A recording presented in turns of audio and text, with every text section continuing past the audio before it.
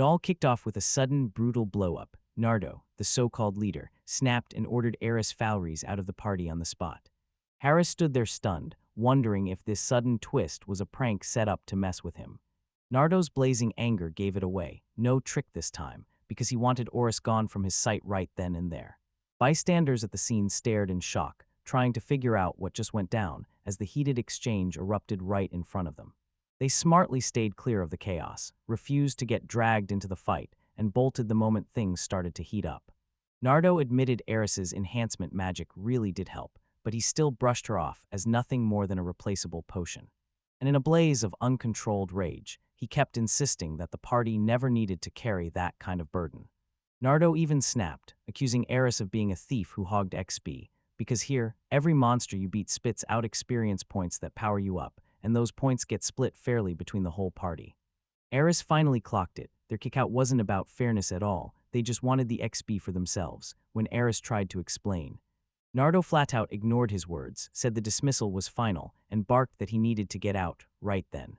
The other guys kept their distance too, like they could tell he'd read the room and what he meant.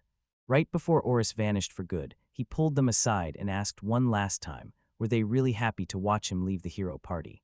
They tried to brand him persistent, but you could feel it. People were already dreaming of finally getting rid of that deadweight and breathing free. As Eris left and strolled onward, he stared at it, realizing this didn't need an explanation at all.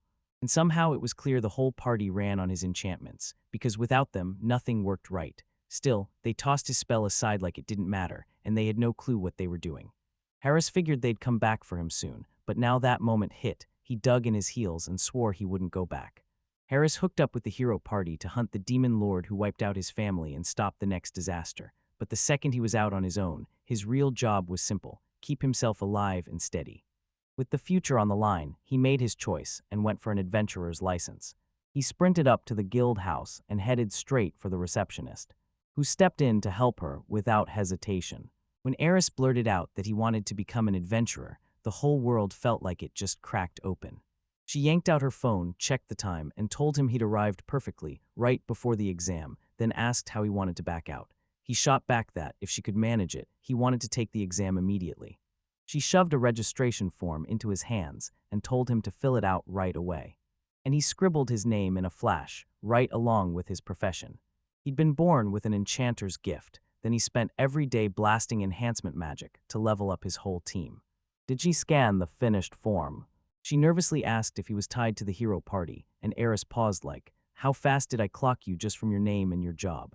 Even so, he knew telling the world he'd been kicked out of the hero party would stir up nothing but trouble.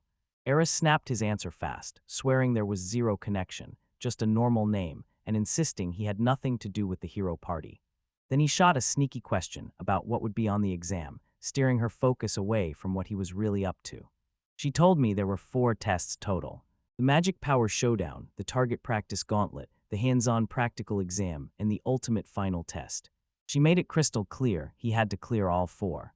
But they let him try as many times as he wanted, and he braced himself, praying luck would swing in his favor. She grabbed his hand and marched him straight to the test venue. First, she hustled him straight to the room where the magic power test was about to happen. This is Oris's first time testing his magic since he joined the hero party, and even though nerves buzzed, he was sure he'd clear the test with flying colors. Inside the room, one gleaming crystal sat on a pedestal mount like it was waiting. Then she reached out and placed her hand on it. She showed him the test. When he touched the crystal, the magic got sucked in instantly, blasting his power level right onto the screen. A brighter glow meant he was packing more magic power, while a dimmer one screamed that his strength was slipping fast. The crystal subtly burst with light beneath her touch, and Oris demanded to know the passing score. Power, she admitted it was tough for her magic level, but if she could make it glow just a little brighter, she'd get a pass. She even said, I'm no adventurer, and I can still handle plenty of magic, which made it sound like he could do it too, so Eris slammed a steady hand onto the crystal and decided to give it a try no matter what. The second his hand hit the surface, it erupted in a blinding glow. That flash of light blindsided the receptionist for a split second, while Eris figured the blazing glow was the sign he'd just passed the test. But the second he spun around to ask the receptionist about his results, her legs buckled and she crumpled to the floor, and he froze, wondering if he'd somehow messed everything up. She rushed to apologize for her wild, unexpected reaction, and admitted she'd never seen anything like this in her life. She forced herself to steady her breath, then locked her eyes on Eris's magic. And as he kept pouring his power into that crystal, it started heating up, burning hot to the point of unbearable agony. He asked whether the crystal could survive this train's impact, or if it would shatter on the spot. But she swore it would hold up, telling him she'd never even heard of anything like that happening before. To their total disbelief, the crystal started to split right in front of them, crack by crack. Then everything snapped, right on the spot, splitting into two pieces instantly. Seeing it, Eris's mind started racing, wondering what any of it even meant as the receptionist slipped straight back to the floor, trembling and whispering out loud.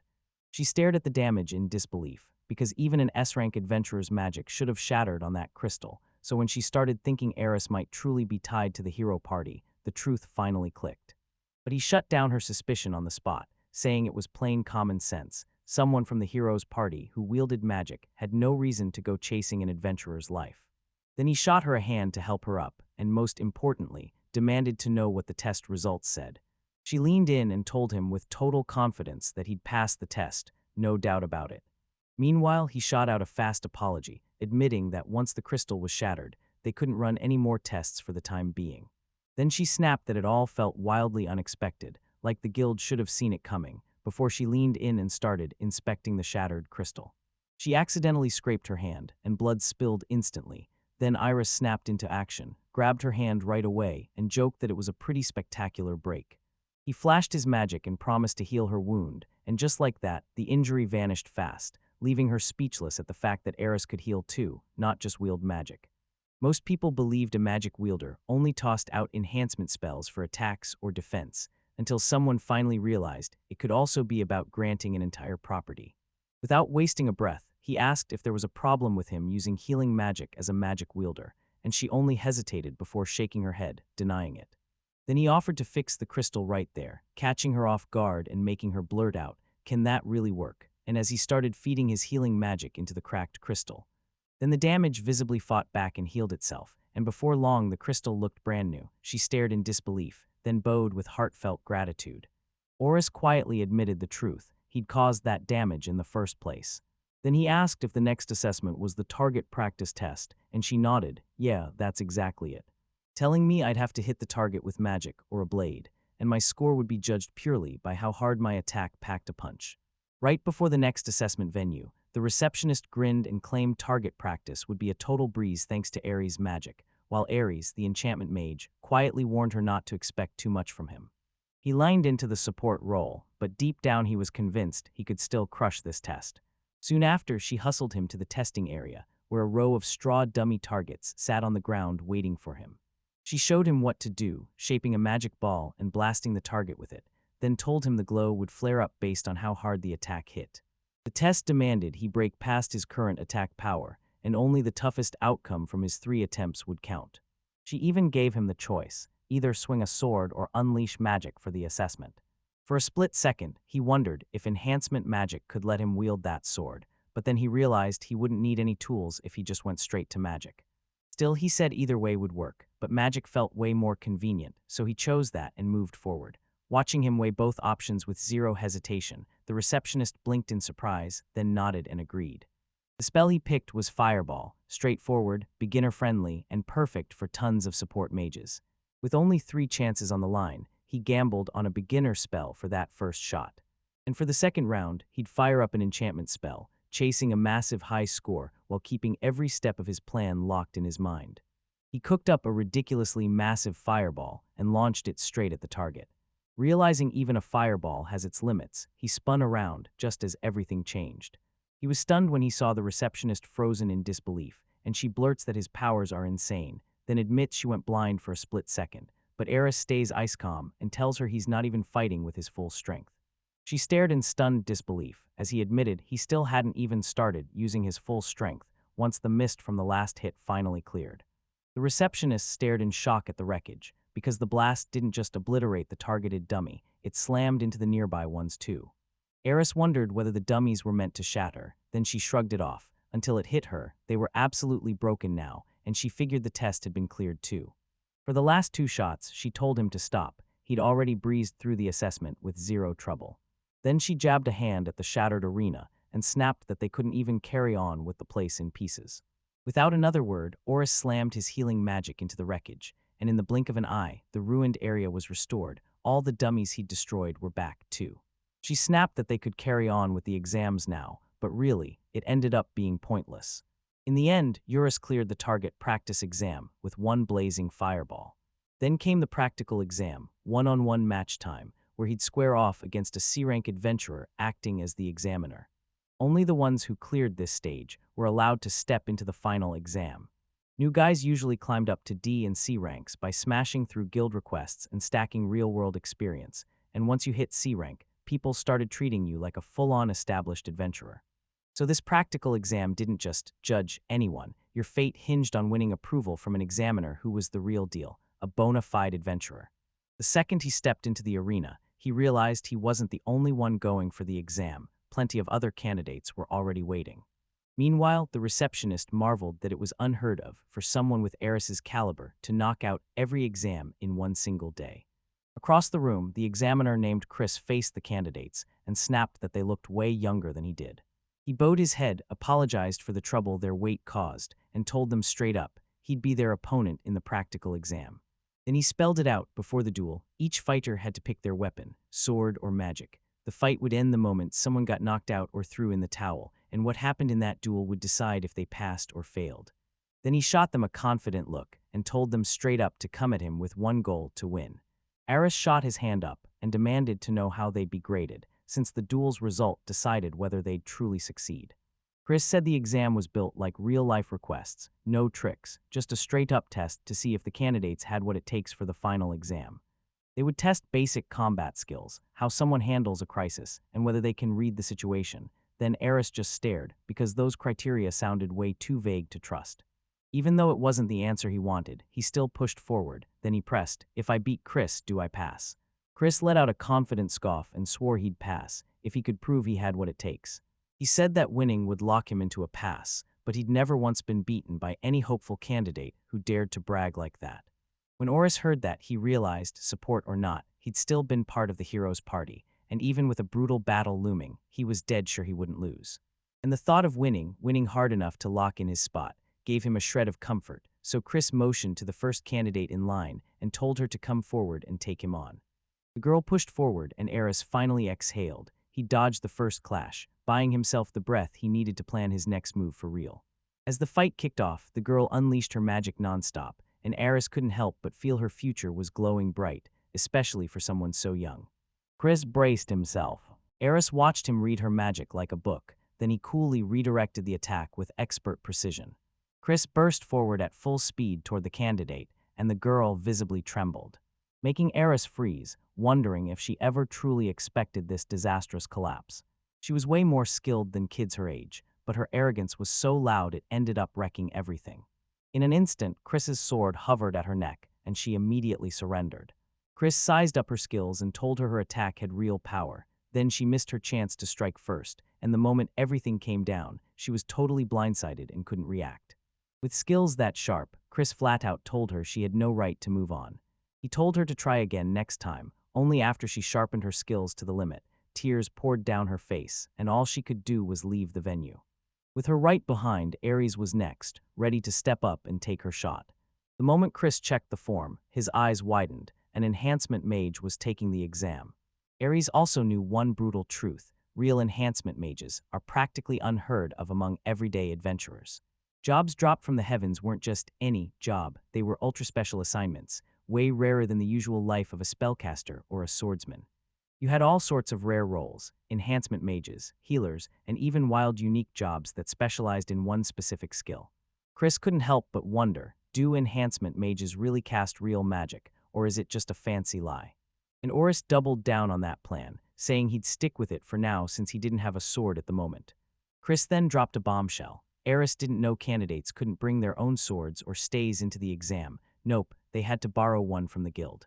He broke it down: different sword types hit with wildly different levels of combat power. And for a fair showdown, both candidates and examiners had to swing the guild's own swords. Hearing that, Eris clenched her jaw and decided to borrow a guild sword. Chris immediately snapped to the receptionist, demanding she bring another one right away. He also said he'd never seen anyone juggle magic and a sword at the same time, and called Eris a true magic swordsman, because if she's going to use both, he refuses to believe she'd do either one half-hearted. The receptionist handed over a sword, the duel ignited, and Chris basically told Eris, "Go whenever you're ready."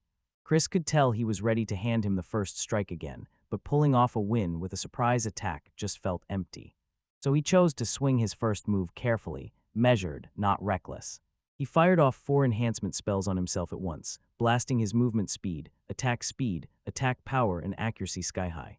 Then he cranked up enhancement magic and layered it onto his sword too. Meanwhile, Chris stood there, stunned by Eurus' power, and the fact that he could even enchant his sword, because Eurus then erupted into motion, charging the examiner at breakneck speed while. Then he outsmarted everyone by hurling 4 devitalizing spells straight onto Chris and his sword. He instantly slapped Chris with reduced movement, slower attacks, and even crushed his attack power and hit rate. Chris stared in shock at Eris's insane strength, because his own body, and even his sword, felt like he was dragging a mountain, and he couldn't wrap his head around how all of this happened in mere moments. With a lightning-fast slash, Eris crushed in and landed her attack. But instead of hitting Chris, it knocked off his wig, which now lay discarded on the ground. As the onlookers were completely bewildered by this act, Eris pondered that it was an unexpected turn of events and was completely out of his grasp. Now that Eris stood right behind Chris, he blurted out a sincere apology for the wild surprise. But Chris, shaking hard in both voice and body, immediately told him it was fine, even as Eris couldn't shake the sting of guilt over embarrassing him. He refused to hold back for a second in this life-or-death duel, unleashing his step enhancement magic. He snapped a perfect magic circle into place and poured the energy straight into his feet. Then he shot off with mind-blowing speed, and just like that, Chris couldn't even process our sudden disappearance as we vanished from everyone's eyes. Eris slipped right up behind him and snapped the sword's cold blade against Chris' nape, ending the match on the spot and sealing Eris' win. Chris took his loss in stride, while the other candidates stood there speechless, because that raw, crushing display of power was so overwhelming that the examiner himself looked like he'd already given up. They couldn't wrap their heads around who this mystery candidate even was, because they'd just crushed a C-rank examiner with terrifying ease. Chris and Oris lock eyes and trade their hellos like they're kicking off something big. Chris then pressed him, was he really the enchanter from the hero party? Eris snapped back, no way. Wondering if Chris really believed a hero party member would be put through exams like this. Right then, he fixed his eyes on Chris's shiny, bald head like it was the only thing in the world. Oris threw out an apology, but Chris brushed it off instantly, saying he knew it wasn't intentional. Right then, Eris stepped in and promised she could bring Chris's hair back instantly, and it completely blew him away as he demanded to know if something that wild was even possible. Without wasting a second, Eris slammed his hand onto Chris' head, and right then, everything changed. In a miracle, his beltiness vanished and a thick, dark mane sprouted in its place, and Chris just froze, utterly speechless. Overwhelmed to the core, Chris blurted out his heartfelt gratitude and shot past Eris the moment his test ended, pushing him straight into the final test. Soon after, Eris tore through to the northeastern Istal Forest near Bergen Village, the exact spot where the final exam would go down. All that waited for him was a collection quest. The receptionist had already warned him to hunt down 20 vitality herbs for the potions. Locked inside a ruthless 5-hour window, he had one master plan: dodge every fight or charge into battle, grabbing the herbs he needed with maximum efficiency. Vitality herbs were the heart of every potion that snapped your health back to full and refilled your mana too, because in the higher-ranked hunting grounds, the air was soaked with magic, so those herbs grew in abundance. Horace mulled over it. 20 herbs in just 5 hours felt brutal for an E-rank adventurer, but the receptionist told him to push anyway, because a reward would hit the moment he succeeded. Eris lit up at the thought, because any chance to make money was always something she'd happily grab. The Istal Forest was one of those top-tier hunting grounds built for adventurers, and even though it was full of monsters, most of them stayed tame enough for a lone fighter to handle. As he marched deeper into the woods, he soon stumbled on about 10 herds straight ahead, and with a grin he swore grabbing 20 won't be a problem at all. Then, out of nowhere, a green. A rat-like monster with savage speed launched at him out of nowhere, and Eris instantly clocked it. Sure, its defense was weak, but its attack was pure ferocity, powered by razor-sharp venomous fangs. Eurus suddenly blasted the rat with a brutal kick, and it rocketed across the ground, while the smarter monsters showed up with even sharper tricks, and the ones that spotted Eurus quickly backed off before things got worse, making a Russ's job way easier. After a while, he finally bagged every last herb he needed, then bolted out of there and headed straight back to the guild. Right out of nowhere, a sharp scream tore through the air, some girl begging for help, and as arrows pushed deeper, he chased the commotion straight to the source. He stumbled on a young girl getting ambushed by a brutal pack of blue wolves, and with no clear signs anywhere in their turf, solo adventurers could barely scout their way through. Suddenly, a wolf came at her like a missile and sank its sharp fangs into Celia's wrist. Celia's defense crumbled fast, and her clunky gear proved totally useless. She desperately lunged to snatch back that healing potion before it was gone, but it accidentally slipped from her grasp and tumbled onto the ground. Those ferocious beasts bared razor fangs and tensed up like they were about to pounce and tear into something. Then he burst straight at her, launching her backward. She slammed hard into a tree. Celia lunged for the discarded healing potion, but it stayed just out of reach, teasing her with salvation. Right then, a wolf howled ominously right over her head, ready to strike, and Eris couldn't stand watching that terror play out a second longer, because stealing experience was a total taboo for adventurers.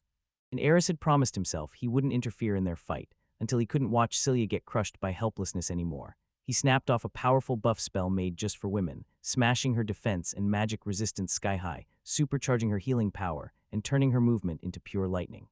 Then he launched clever debuff spells on those aggressive creatures, draining their speed, crushing their attack power, and even stealing their accuracy. Lastly, he pumped himself up right as the wolves lunged at her. Celia squeezed her eyes shut with pure dread, then slowly cracked them open again.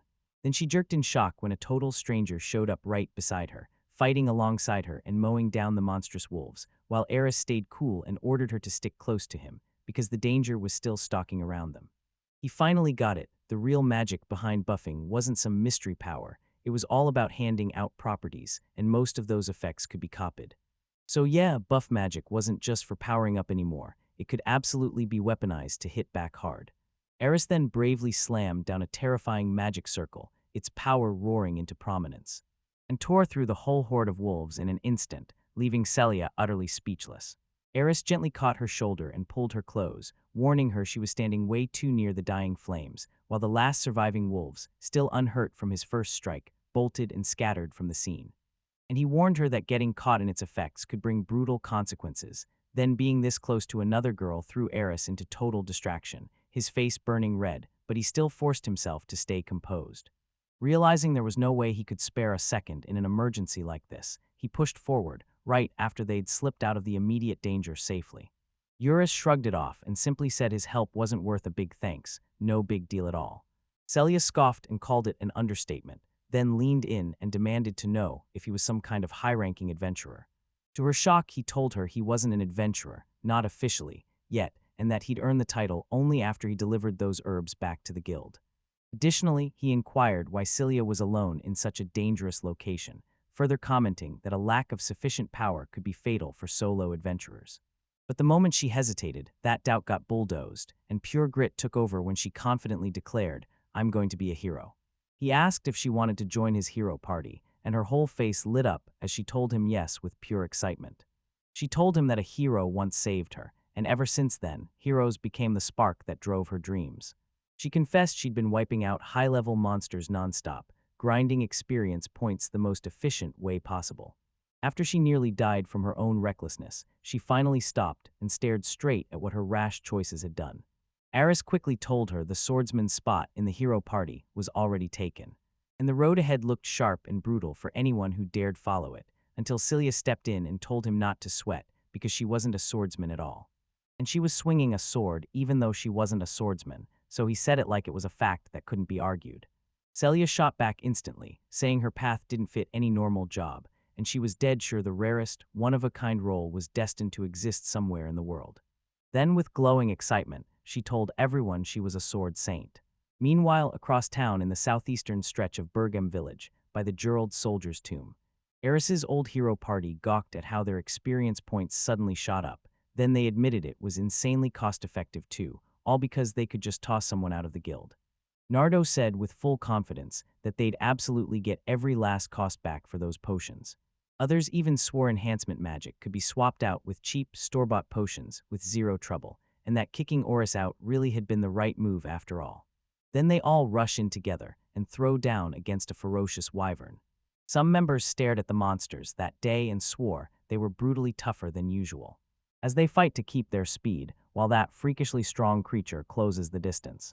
They felt its attacks hit like a brick wall, brutal and nearly impossible to shake, and while they were barely hanging on, one of them even brewed a strength potion so they could finally push back. Meanwhile, Nardo shrieked and instructed them to fight the monster seriously. After they fought together through a storm of failures and kept trying until it finally paid off. After fighting tooth and nail for what felt like forever, the party finally crushed the wyvern.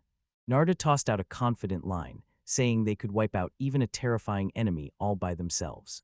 Furthermore, he asserted that it was merely a coincidence this particular wyvern was so strong, then commanded them to keep their momentum going. However, the other members couldn't help but exchange cautious glances with one another as they dared not blurt out anything carelessly in front of Nardo. Meanwhile, Celia was bubbling with excitement, passionately explaining her one-of-a-kind job to Ares. She leaned in and explained that being a sword saint was a once-in-a-lifetime role, no equals, no matches, and if she pulled it off, she'd unlock the ultimate evolution of a swordsman. She was dead set on it. No matter what she started with, she could still become a hero if she poured in the work, grinding relentlessly to rack up experience points, and then, in the end. Eris made it crystal clear, being a hero isn't all sparkles and rainbows. And it hit him with a brutal price he couldn't ignore. Celia admitted she knew being a hero would crush her, but she still decided to chase the adventure with Eris, and deep down, she felt she had no choice but to become one too. Watching her say his name so casually, Eris felt his breath snag in his throat. He froze with shock when his name suddenly popped up out of nowhere in the middle of the conversation. Harris then leaned in and demanded, "So tell me, why in the world do you want to run an adventure with me?" Celia shrugged like it was nothing, then blurted out that she'd fallen for him and wanted an adventure together to get even closer. Then Eris, hearing her straight-up confession, broke into a soft, gentle laugh. But he shot her a quick look and promised he wasn't laughing at her dreams at all. Then he couldn't believe it. How could she trust him so fast when they'd only just met? She shot back that he'd thrown himself into danger, risking his very life just to save hers. She also spilled a nightmare she'd never forgotten, 3 years back, when the Demon King's army stormed into her hometown, the village of Ruria. The demon snatched her up, then declared on the spot that it would dispose of her, calling her too inexperienced to matter. Right when her life was about to end, a fearless hero party burst in and yanked her out of death's grip, with one hero stepping in and offering her his hand, ready to help. The story snapped right back to the present, and Eris suddenly remembered. He once hauled a kid about her age out of the mess in the village of Ruria, the same place the hero party only stopped for a moment, and he insisted, stone-cold sure, that he'd saved Celia from the Ranjit family. Silly events lit a fire under him, and he dove in head first. Gazing at him, I had to ask how he knew every exact detail like he'd lived it. But once she took a closer look, everything snapped into place in seconds, and her eyes locked onto the boy from 3 years ago. Then it hit her like a punch. Eris was the legendary hero from that time. Eris now fully knew he had been recognized as Silly inquired how a member of the hero party was taking the adventurer's exam.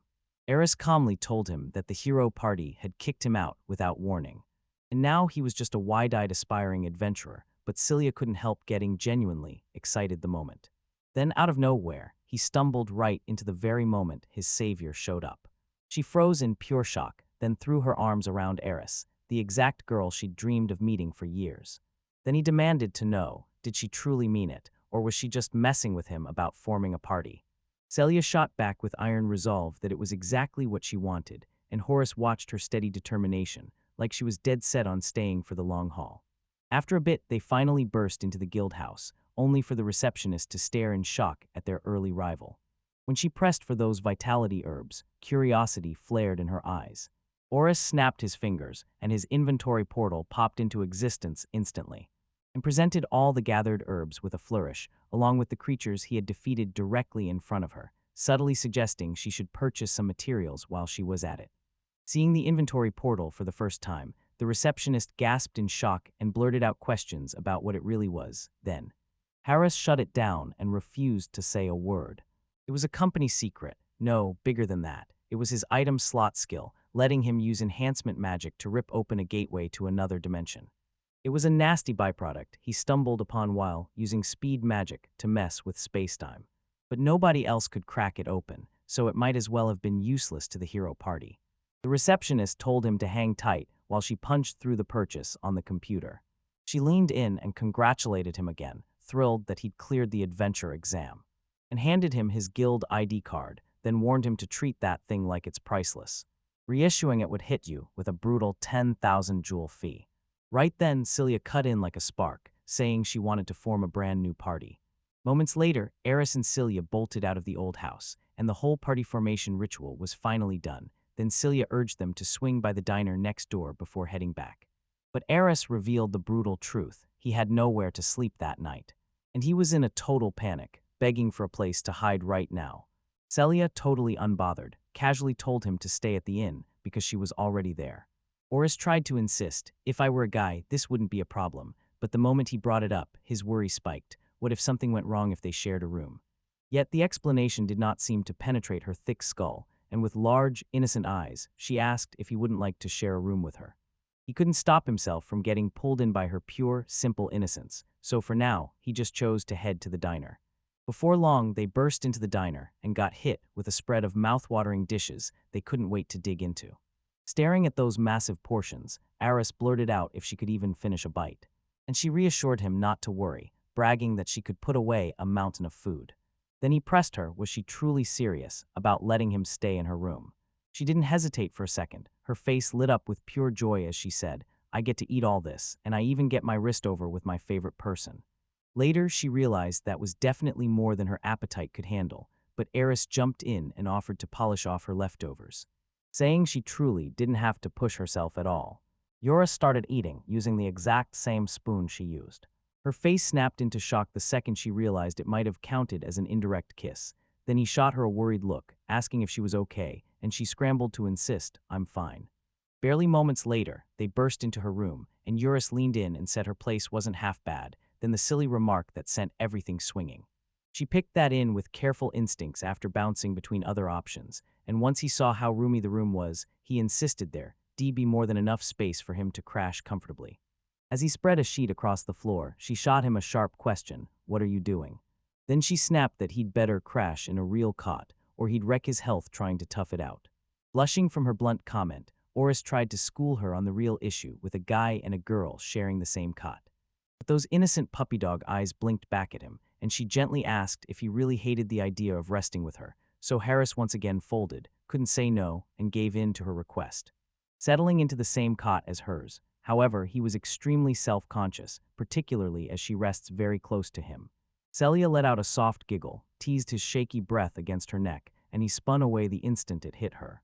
Even so, her body kept grinding against his on that cramped little cot, while Eris Faye's face turned completely, painfully red. Next morning, the Risk was already out there hammering out push-ups with vicious intensity. Refined enchanter skills don't just magically appear overnight. They demanded serious stamina and deep, hard-earned knowledge, and they swore the ancient spellbooks and old myths were the missing piece they couldn't afford to ignore. Just then Celia jolted awake, lit up with a cheerful good morning, and peppered him with one question, why was he up so darn early? Eris shot back that he wasn't showing off. He was just doing his daily grind and had already finished a full 1,000 push-ups, sit-ups, and squats. She froze when she heard his strict daily routine and grilled him about whether he actually stuck to it every single day. He casually asked if that routine wasn't normal for everyone, and she shot back, no way. It made him realize maybe those heroes from his old party had been laughing at real efficiency all along. With a worried look on her face, she told him training mattered, just don't push yourself past the breaking point. Eris didn't hold back. He declared he'd defeat the Demon King, then settle into a peaceful life, promising he'd give everything to make it happen. He insisted that if they crushed the Demon King, that overwhelming magical power would finally vanish, and the fighting would be over for good. In this world, most things floating in the air seemed harmless to people, but they still had the power to wake up all kinds of monsters. Then the Demon King cranked up the magical energy with brutal barriers, and just like that, those monsters lost their minds. Irony hit hard. Oris was forced to level up fast, all because he needed to get stronger just to dodge the fight. Celia said everyone truly wanted a peaceful life, then pushed harder, wondering if his ambition wasn't just a little too massive for someone like him. Eris had to admit she was right, but even then, that explanation left her still trying to wrap her head around it. Then he dropped a story he'd told 6 years ago, like it was still burning in his chest, where a brutal guerrilla dungeon had just burst into existence right inside their real village. Unlike typical dungeons, if this particular one was not cleared by sunset, monsters would relentlessly spill out from its depths. Back then, Oris's folks were legendary A-rank adventurers, and they handed him the job of getting every villager out safely. Eris begged to join the fight, but they refused to drag Drake, who wasn't even an adventurer yet, into a battlefield like that. His parents were insanely strong, but some nerve-wracking premonition had been crawling in his gut all day. Right on cue, it was his 13th birthday, and his parents had promised to celebrate it with him, just the two of them. However, the dungeon was left untouched as sunset fell, and with the relentless spilling of monsters, even more adventurers had tragically lost their lives.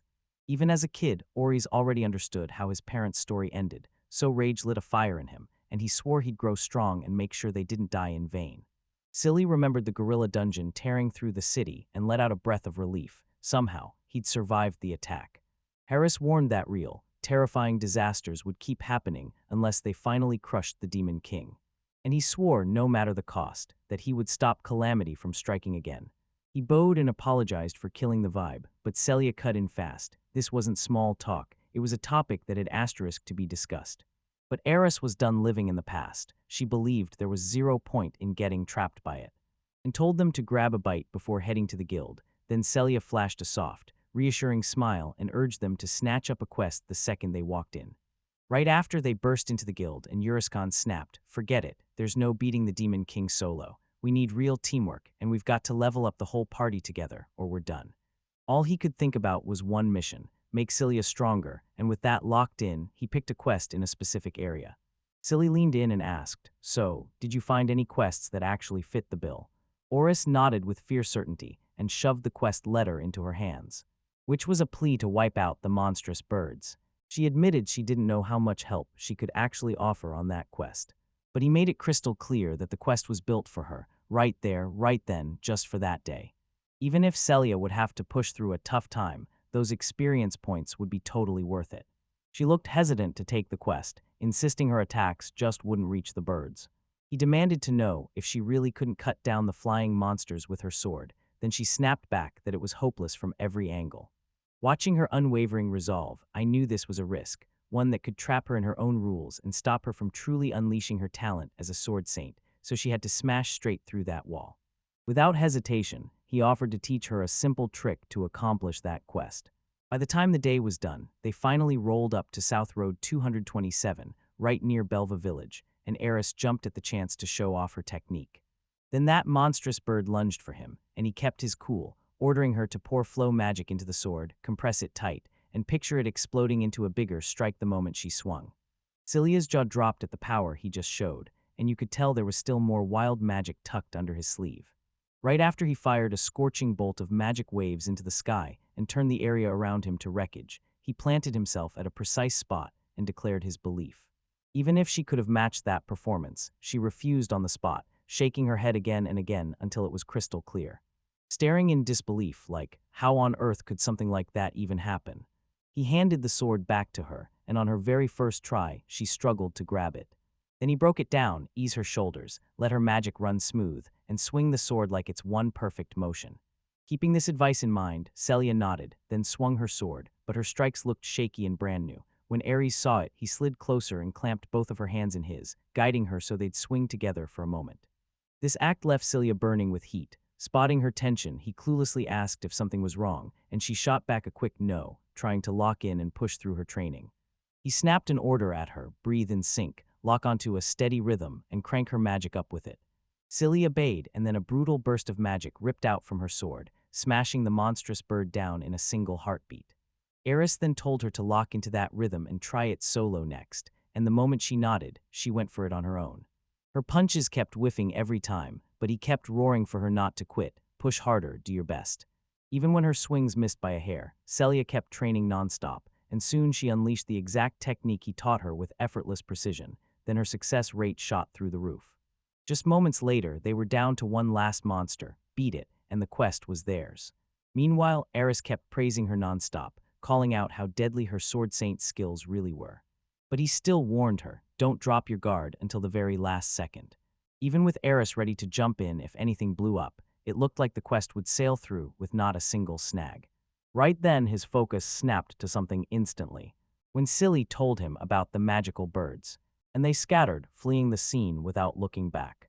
Still, their escape looked off, like these just scared, Cilia creatures were suddenly flying apart, because those tiny magical birds never shatter formation unless something's seriously wrong.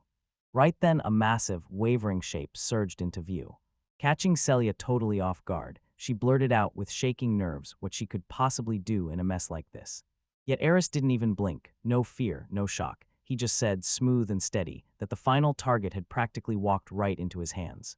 Celia had just mowed down every magical bird with clean, effortless strikes, and with her strength right now, he felt like she could wipe out that wyvern alone, yet dread still clawed at his heart. She demanded to know if he was really handing her the job to take down that monstrous creature alone, and he just shrugged, saying it'd be easier for her to hit something that big than those smaller birds. In a blink, Silly realized this was the perfect, easier target. But the second she spotted that ferocious beast with its fangs bared, her determination wavered. When Iris saw her unraveling, she rushed in and tried to steady her before she broke completely. She stood her ground, convinced she was ready to crush that creature with her skills, especially now that she'd mastered the new techniques and sharpened everything through brutal battles. She snapped out of it fast, took control of herself, and her emotions instantly went quiet, deciding she was going to swing for the last time and give it everything. With another strike, a fresh magical beam tore into the wyvern again, slicing straight through its thick scales, and Celia could barely process it. She'd actually taken down that monster all on her own. She didn't hesitate. She lunged into Eris's arms and blurted out her thanks for teaching her, but he just shrugged and said that he hadn't really done much at all. He just demonstrated the technique for her. Then he pushed Celia to trust herself a little more and believe in her own power. He urged them to turn back toward the village, and she sweetly teased him as humble, because he never really grasped just how priceless his help had been. Right after that, they sprinted back to the guild and told the receptionist they'd finished the quest, who looked honestly blown away by how much space he had and how perfectly he managed the timing. He finally admitted something wild. During that quest, he hadn't fought a single time. Celia alone cut down the magic birds with her sword, and she didn't even need anyone else. He said he only watched her performance from the back, and that every last win was 100% her doing. The receptionist couldn't even stomach the idea that Celia sliced through those countless magic birds with nothing but her sword, because, in her mind, that level of power was flat-out impossible. Still, Celia stepped up and revealed the insane spell she'd just learned from Eris. She praised him again, saying he taught with insane skill and made everything click. Eris had somehow turned the impossible into something real. Sure, he only meant to back Celia from the sidelines, but he never expected her to brag about him out loud right in front of the receptionist. Then embarrassment sparked hot in his cheeks as her praise poured in, and he cut right across the chatter, quickly steering the talk away from himself and straight into reporting how their quest wrapped up. And right away, she dove into the delivered materials, checking every piece. But something felt off, like one piece was missing from the whole puzzle, yet he stayed cool, reassured her on the spot, and instantly pulled out the other missing item. She froze in pure shock when a massive wyvern, the same monster Celia had already smashed, slithered straight into view right in front of the receptionist. And still couldn't shake the question, was that really the wyvern Celia had defeated? Yet the risk looked honestly stumped and asked why, because seeing it hit her with that exact kind of shock. No hesitation at all, she snapped that it was definitely shocking enough to knock the breath out of her. Because that wyvern was one of the strongest magical beasts on the map, so brutal that even B-rank adventurers struggled to bring it down. Ares couldn't believe it. He didn't even know how terrifyingly strong he was, and since the hero party wiped out those creatures with barely a scratch, the receptionist assumed they were deadly powerful too, right then. Horace asked the receptionist if the wyvern material would sell for a good price, and she nodded right away, saying it would be a massive boost to their earnings. She shot him a quick look, then swept her gaze over the wyvern end. Meanwhile, she logged the quest's completion, and then quickly grabbed their guild ID cards. They updated their quest completion points, and now it read 30 out of 100, then they got 1 guild point added on top of it. She leaned in and told him, hit 10 points, and you'll climb to the next rank. By grinding through quests and stacking those points, you climb higher and higher until your adventurer rank finally skyrockets. Silly then blurted out, so wait, can we just level up by farming the easy quests? And the receptionist shot back that it wouldn't be a problem at all. But she said, to level up, you've got to knock out at least 1 quest from every ranked tier, locking down the higher ranks so only the truly worthy adventurers could climb. The receptionist cut in on the spot, saying there's no way they were meant for E rank, because their skills were unreal and their strength was on another level. Then the strength hit, and right after that, their appraisal was finished. And she stared at the huge list, totally blown away by just how much there was. She blurted out that their quest reward was a whopping 50,000 jewels. And you'd have to cough up an extra 50,000 jewels just to buy the wyvern outright. As they stepped out of the guild house, Celia's nerves practically screamed. She couldn't wrap her head around that massive pile of money because she'd never gotten anything like it before, and all she could think about was whether someone would snatch it before her eyes. Eris spoke with calm certainty, saying they'd just hunt again if it came to that, only for Celia to tense up and warn her that it was Eris's hard-earned money. When he heard that, Ors pushed for them to split the 50,000 request fee between themselves, then insisted the wyverns' reward money should belong to Celia alone. He remembered how his old hero party never stopped fighting over who got what share. But this time, Eris decided they'd split everything with zero unfairness, because Celia was the one who brought the wyvern down solo, yet Celia insisted, "Don't call me alone, I was." They swore they couldn't have beaten it without him, then demanded he get every single coin. Then Oris heard it and couldn't help calling for kindness. He calmly nudged her to let him hold on to the money for now, then slipped the pouch straight into his item slot and swore he'd use it to buy a weapon worthy of Celia. Then she yanked her current sword from its sheath and said with total confidence that it was a pretty damn good blade. But Eris figured it was probably a solid blade she'd snagged from the market. Then she straight up said the same sword was actually really good. Unleashing the sword's true power still wasn't enough, and she realized she'd soon see it fall short in way after way. He urged Celia to think ahead and grab a better sword first, and she just stared, shocked he could plan that far into the future. Then he flat out claimed they could snag a tailor-made sword using the 100,000 jewels they'd just earned. When she heard that, Celia's face lit up with excitement. She couldn't help but ask if he was about to give her a gift, but he only smiled and said it was her reward for all her effort. In some other timeline, Eurus's old hero crew fought tooth and nail to keep up, because the moment they finally understood what they'd done, they realized kicking Eris out had been the biggest mistake of their lives. Sure, one of them was ready to throw potions around and lean on her healing skills, but that alone wasn't even close to enough to stop the brutal damage they were taking right now. The other members grilled the idea that Eurus might be secretly draining the monsters too, while cranking out buffs at the same time. But someone else shot back that they'd never heard a single thing about that kind of ability. They laughed as they recalled how they booted Eris out back then, no guilt, no second thought. And Nardo shut him up, and that hit them like a truck. Eris really had been trying to tell them something crucial before he got expelled. Now they finally got it. Eris had been quietly backing them the whole time, unseen but steady. One member even said that if she'd known the truth back then, she would have never let Nardo talk her into banishing the Eris. Nardo suddenly stormed over, yanked her shirt in anger, and accused her of hypocrisy, then said she'd quietly plotted too. And now he was treating him like the villain in his own nightmare. And he blurted out that everyone had teamed up to kick Eris out of the party, so yeah, they all shared the blame. Shaking with fear, she apologized, and Nardo snapped that they needed to stop living in the past and start sprinting toward what's next. He pressed her for the healing potion supply, and she snapped back that she'd already blown through the entire month's allocated budget. Without missing a beat, he barked, "Go to the store, grab more," and sent her off.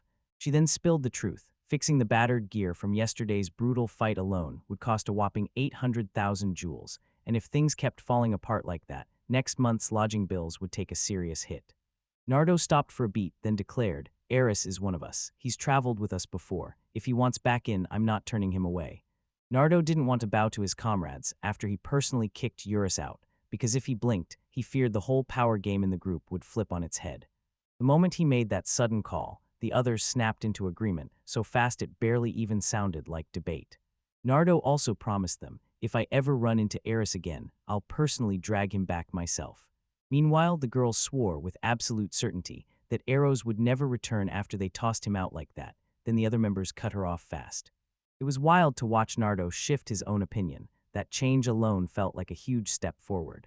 And he went, "Eris doesn't even have the right adventure credentials, so without them, I can't keep taking requests for her anymore." They were convinced he had no option left but to come back. He couldn't make money, and he couldn't recruit anyone new, yet they didn't know the real bombshell. Eurus had already teamed up again, forming a brand new party with his ridiculously dependable partner, Celia. Meanwhile, at the armor store, the shop clerk shut Eris down cold, saying they only sold weapons they already had, and custom orders were a nightmare they couldn't really handle. Celia stared at the waiver she'd just hauled down and realized it had paid her a sweet 50,000 jewels, yet she still couldn't so much as order a custom sword. Eris pushed that they try to win over the weapon merchants in the capital, then his focus snapped away as his attention drifted to. People nearby were whispering about how that dwarf just turned down a job offer packed with fortune and jewels, and now everyone was stumped, wondering what on earth could possibly change his mind. In this world, dwarves were famous for jaw-dropping craftsmanship, and back in his hero party days, Eurus had already heard legends about that dwarf clan's master craftsman. Oris didn't even pause. He strode up to them and demanded more details. The man couldn't shake the feeling that Eris looked familiar, and he leaned in asking if he was just as curious about that legendary master dwarf. Oris nodded in response, and Celia practically burst with excitement, saying she wanted a custom-made, powerful sword forged just for her. The man admitted they'd come there hunting for killer weapons too, but that cranky old dwarf dug in his heels and flat-out refused their request. They also told him the dwarf only crafts for people he personally decides are worthy. And the only thing that mattered for acceptance was pure sword skill. Then, Eris pulled out a map and asked if they could indicate his whereabouts. And the man slammed his finger on the map and pointed to one exact direction. Since the workshop was right there within reach, Celia decided to march over that very day. Then her stomach suddenly roared, and she turned betrayed, scrambling to come up with some excuse for the whole thing. But Eris decided they'd hit the workshop the very next day. Instead, he begged her not to push herself too hard, especially when she was that hungry. Out of nowhere, Sherrod, just a young girl, barreled into a hulking man, and in a split second she scraped her knee, no second thoughts. Horace rushed to her side and healed her wound on the spot, instantly. Cheryl stared in shock as her injured knee got miraculously healed right before her eyes. Then she blurted out heartfelt gratitude and hurried out of the scene. Celia tried to praise his kindness, but her stomach betrayed her again with a brutal, loud growl, and she crumpled in utter humiliation. Eris gave a soft little chuckle, and it only fueled her irritation until she snapped at him for not being nice. The next morning, they marched straight up to Gale's infamous workshop, the dwarf, and slammed their knuckles on the massive, unshakable gate. An old, sharp-eyed elder stormed out and demanded to know what they were doing here. Eris apologized for showing up out of the blue, then offered his introduction, and right after it clicked. By shaping him, he was hunting for a master craftsman. Gale snapped his head in disbelief and muttered that Ares was just the latest adventurer hunting after another weapon. Eris told him they wanted to commission a sword for Celia, and Gale didn't waste a second. He demanded to know if she really earned a custom-made blade from him. Before he even dared to ask to see her current weapon, he leaned in, eyes locked on her blade, and said her power was wild, but her technique still hadn't been honed yet. He was dead sure that if he handed his sword to some half-trained mess, they'd bungle its power on the spot, until the joke left the air, and even she looked resigned and quiet. She decided she had to level up her skills before she dared come back, and watching them quit so fast crushed her. Gale even admitted, shocked, that after they got turned down, they never tried to buy their way back in. Then Eurus snapped back that Gale seemed like the kind of person who couldn't be bought, not even with gold. And on top of that, he had 0 gold to his name, so there was no way he could just pay to get in. Even though Gale found her honesty a breath of fresh air, his first judgment didn't budge. Then out of nowhere, Sherrod showed up, asking whether her grandfather was once again shipping adventurers off empty-handed. Right then, she ran into Eris and Celia, and she thanked them again from the bottom of her heart for that life-saving help they gave her the day before. Confused, Gale asked, "Do you know them?" And Sherrod nodded, confirming it, spilling every single detail of what went down the day before, just moments after. Oris couldn't even process it, how the kid they saved ended up being his own granddaughter, and somehow, they still managed to crack Gale's hard shell and get through. After hearing what happened the day before, it looked like his anger finally eased up. Gale then shot back, telling him they weren't the monsters he'd first decided they were, and that he'd hand over his sword right then and there. Celia lit up, practically beaming at his announcement. Sherrod said her grandfather didn't want anyone messing with his precious swords, and Gale warned if adventurers came in weak, a villain would snatch their sword in a heartbeat. He then laid out 3 make-or-break conditions right in front of them. First, Eris went all in, training hard until he fully mastered Celia's sword style. Second, he took up a blade forged by Gale himself. When he heard the Gale would forge a custom sword just for him and throw in Celia's too, his heart jumped. Harris pressed on, grilling him for answers without letting up. Gale blurted out that Eris was the deadliest skilled swordsman around, and then he turned to Celia like, You've got the biggest potential to become one." When Eris tried to say, "I'm not a swordsman, I'm just a spellcaster," Gale cut him off, dead set on his belief that titles didn't matter one bit to him. He told them, "As long as you stay pure and deadly with your blade, that's more than enough for me, because this is my ultimate dream as a craftsman." Eris then grilled him, demanding to know if his last condition was really about gold. But Gale brushed him off, smug as ever, saying he already had way more than enough wealth. Then he dropped the last condition: steal back more than a kilo of spirit stone, no excuses. Eris and Celia barely had time to catch their breath before the dense Bergam forest swallowed them whole. Welcome to the Forest of Spirits. Eris couldn't stop herself from saying, Gale really loaded the final task with the absolute toughest conditions, didn't he? In that haunted forest, spirit magic quietly gathered inside all kinds of magical creatures. And right at the top of the food chain, the fiercest carnivores came together, and they had the biggest appetite of all. Celia tiptoed in and swung her sword hard at the monsters, so Eris could inspect the stones they left behind. He grumbled, letting everyone know that even the big ones only coughed up about 30% of what they needed, and Celia shot back that getting to face the strongest monsters is basically pure luck. Eris warned them they'd need to wait it out while they hunted, and Celia teased, grinning, that maybe the monsters could just wander over on their own. The second he heard it, a wild idea exploded in his head, and he declared they'd bait the strongest monster and lure it in no hesitation. She baited him, and when Celia finally pushed for what the bait meant, Iris said, dead straightforward, that it would be him, leaving Celia completely speechless. Eris didn't go for a wild gamble. He sharpened his magic output with surgical care, turning himself into bait so the beasts could track his pulsing, fluctuating power and come hunting. Harris figured that if he just tapped the brakes on a huge surge of magic and then unleashed it all at once, the biggest beast in the forest would have to come crawling out. Harris snapped his plan into action, and like he predicted, the forest's deadliest monster finally clawed its way out of the shadows. Thunderous footsteps pounded the ground with a terrifying rhythm. Celia went pale and froze in fear, and Ares immediately clamped a hand over her mouth to keep her quiet. Right. Once again, a massive, nightmarish monster surged into full view, and Celia's courage snapped as pure terror crashed over her. Meanwhile, Eris tossed out a casual line about snagging a truly massive spirit stone, because that beast was absolutely enormous. A ravenous beast, Behemoth, owned the entire forest, and everyone knew it. Back in his hero days, even Russ's old party couldn't crush that terrifying foe. Harris snapped into action, pitched a plan on the spot, and told Celia to dart to the right the moment the attack hit, while he took the blast head-on to steal its attention. He snapped a magic circle right behind him, snatching the monster's focus in an instant. Then the furious beast tore forward and lunged straight at him. Across the field, Celia unleashed a crackling magic beam and drilled the brute with pinpoint precision. With a commanding bark, Ares snapped that she had to dodge, then instantly whipped up a sharp wind arrow with his powerful wind magic. Against Behemoth's brutal earth affinity, Celia and Eris didn't hold back. They fused their magic and slammed it into the beast with pure, devastating force. With the monstrous beast finally sprawled and defeated at their feet, Celia's eyes flickered, skepticism blazing bright. She still couldn't wrap her head around how they'd actually brought Behemoth down by themselves. Then she praised Oris' jaw-dropping strength, only for him to brush it off and admit he couldn't have done it alone. But she insisted she'd only carried out his orders, and Eurus refused to chew on it, so he dropped the whole thing. And he insisted a monster on that level had to cough up a massive spirit stone, so they rushed in to examine the fallen beast's corpse, and what they found left them totally speechless. They found a tiny young girl with delicate wings, curled up inside its stomach like it was her bed, so small she fit comfortably in both hands, and honestly, her very existence is a question all on its own. Eris suddenly let it slip. She might be a spirit living, and that wild magical power is the proof, right then.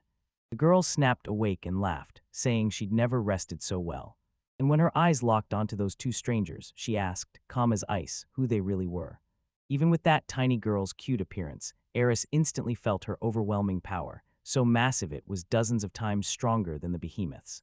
For now, he kept his guard up around her and tiptoed around her feelings, making sure he didn't spook her.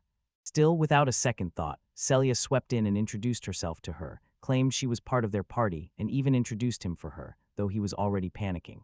The young girl beamed as she introduced herself, Sylph, the feared forest spirit, and when Eris watched it all click into place, he finally exhaled, relieved it was just his problem.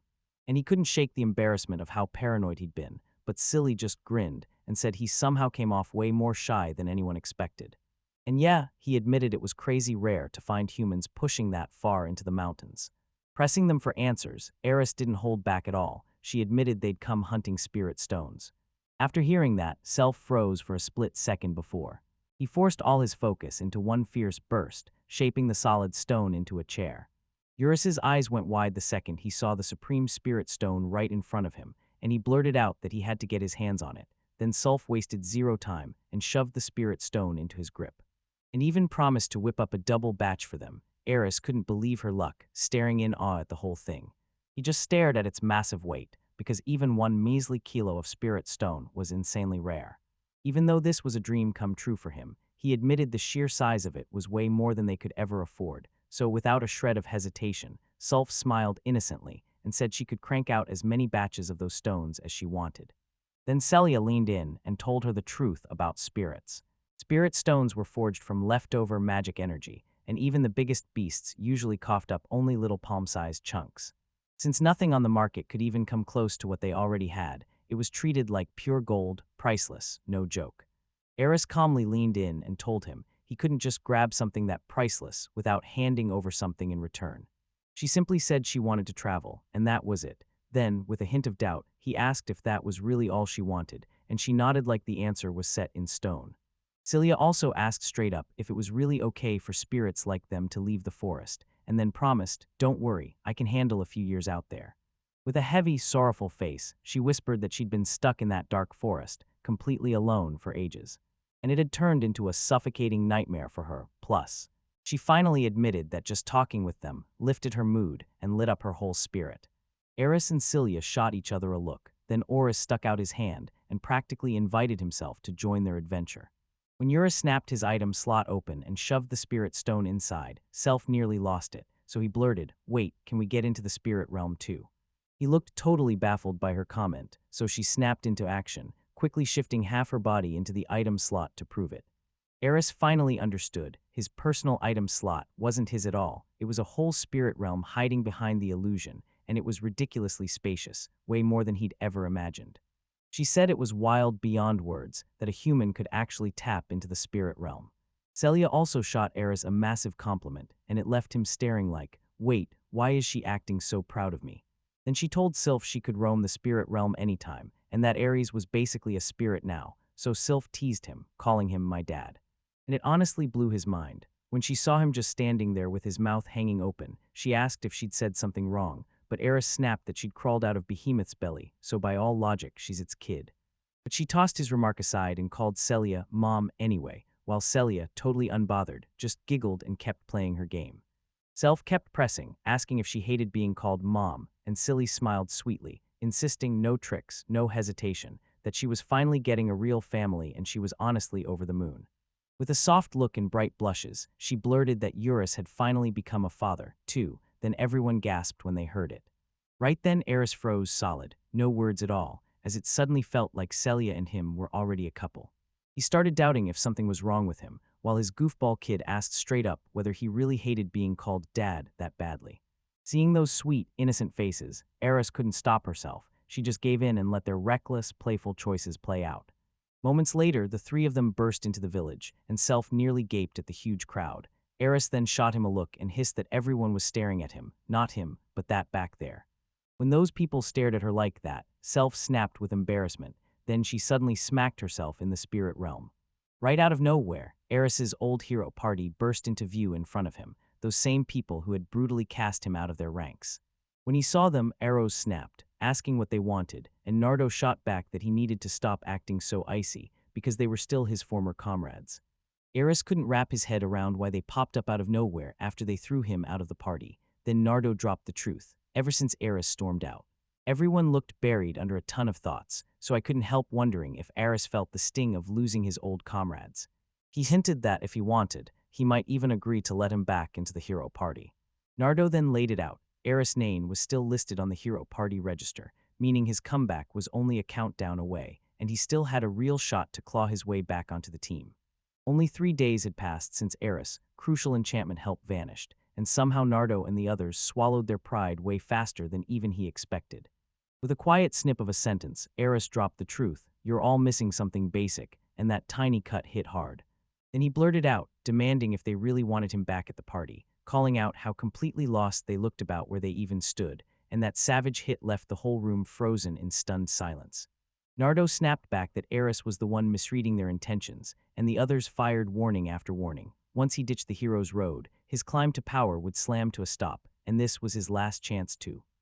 Yet Eris Blomley shrugged and told them straight up he didn't care about playing the hero, ranking up, or pulling the defeated behemoth from his inventory portal that snapped open right above them, because he was perfectly content with life as it was. He then flat out said he'd never crawl back into the hero party, and all that mattered now was the fact that, along the way, he'd found friends who truly mattered. Rage simmering, Nardo snapped, called him Koki, and swore he'd wipe his name from the royal city's records right then warned that Eurus would regret ignoring him for once. Oris shrugged it off in a carefree voice, warning him that only time would expose who'd regret this the hardest, and basically told him to stop acting like his own rules don't apply.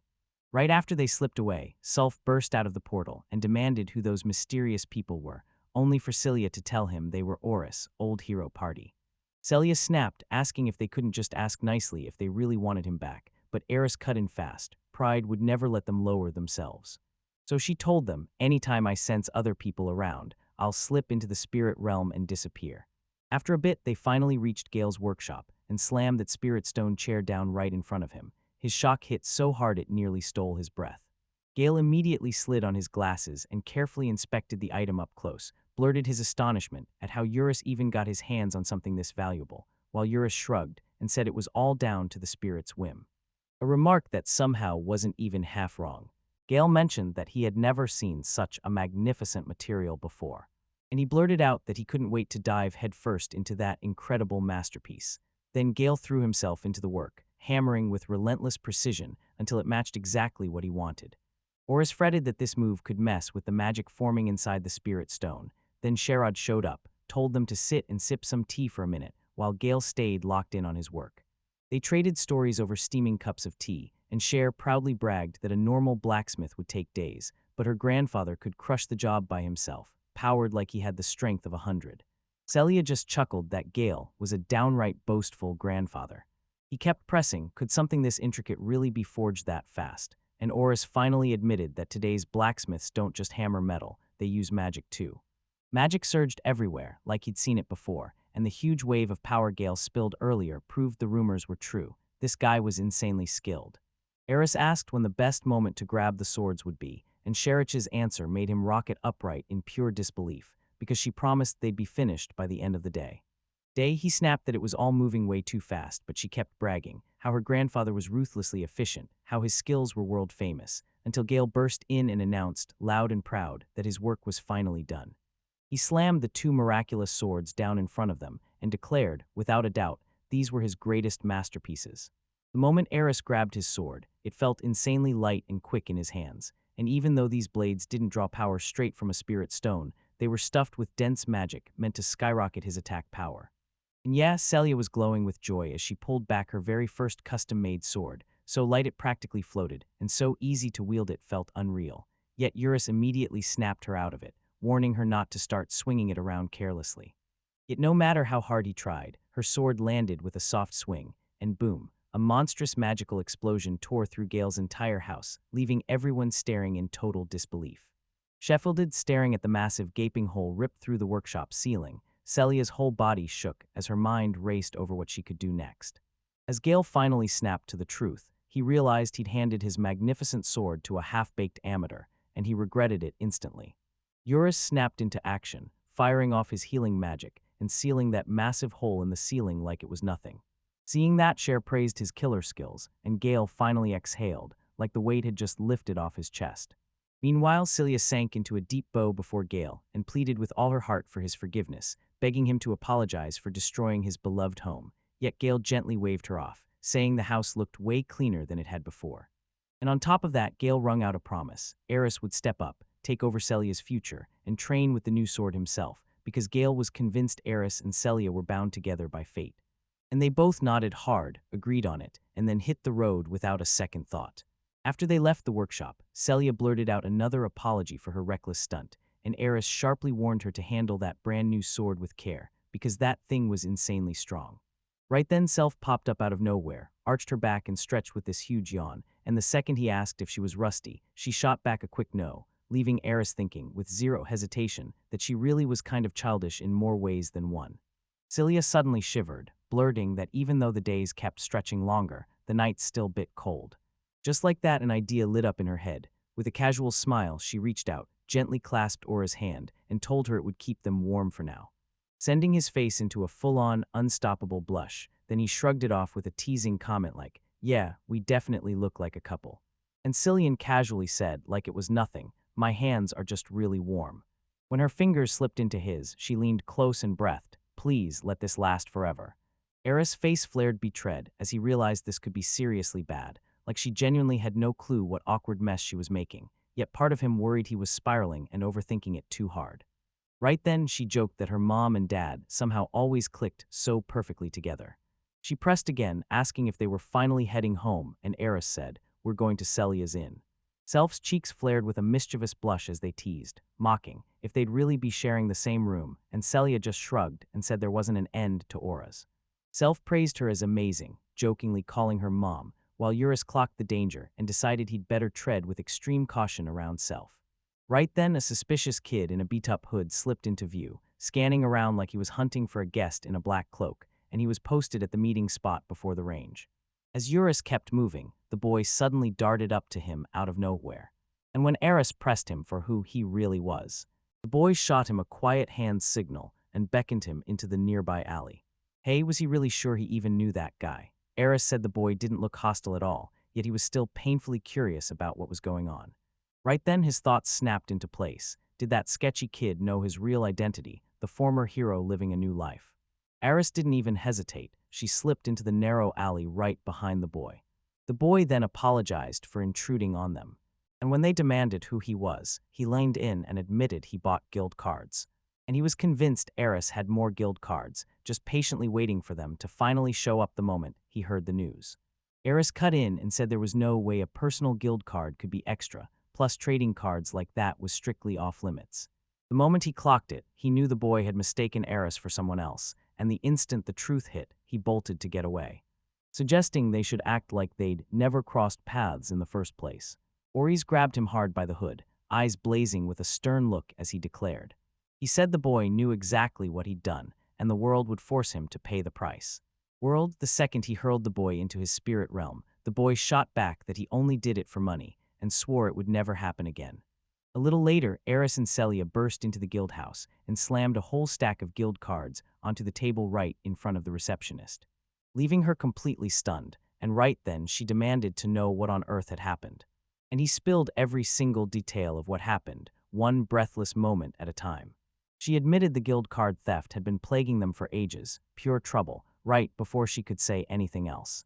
A sharp, unfamiliar screech tore through the air, an unfamiliar woman demanding to know right to their faces if they even had her guild card. The moment the crowd surged in, they started shouting for their guild cards, loud, relentless, and impossible to ignore. The receptionist begged them to calm down, then urged them to grab their cards one by one.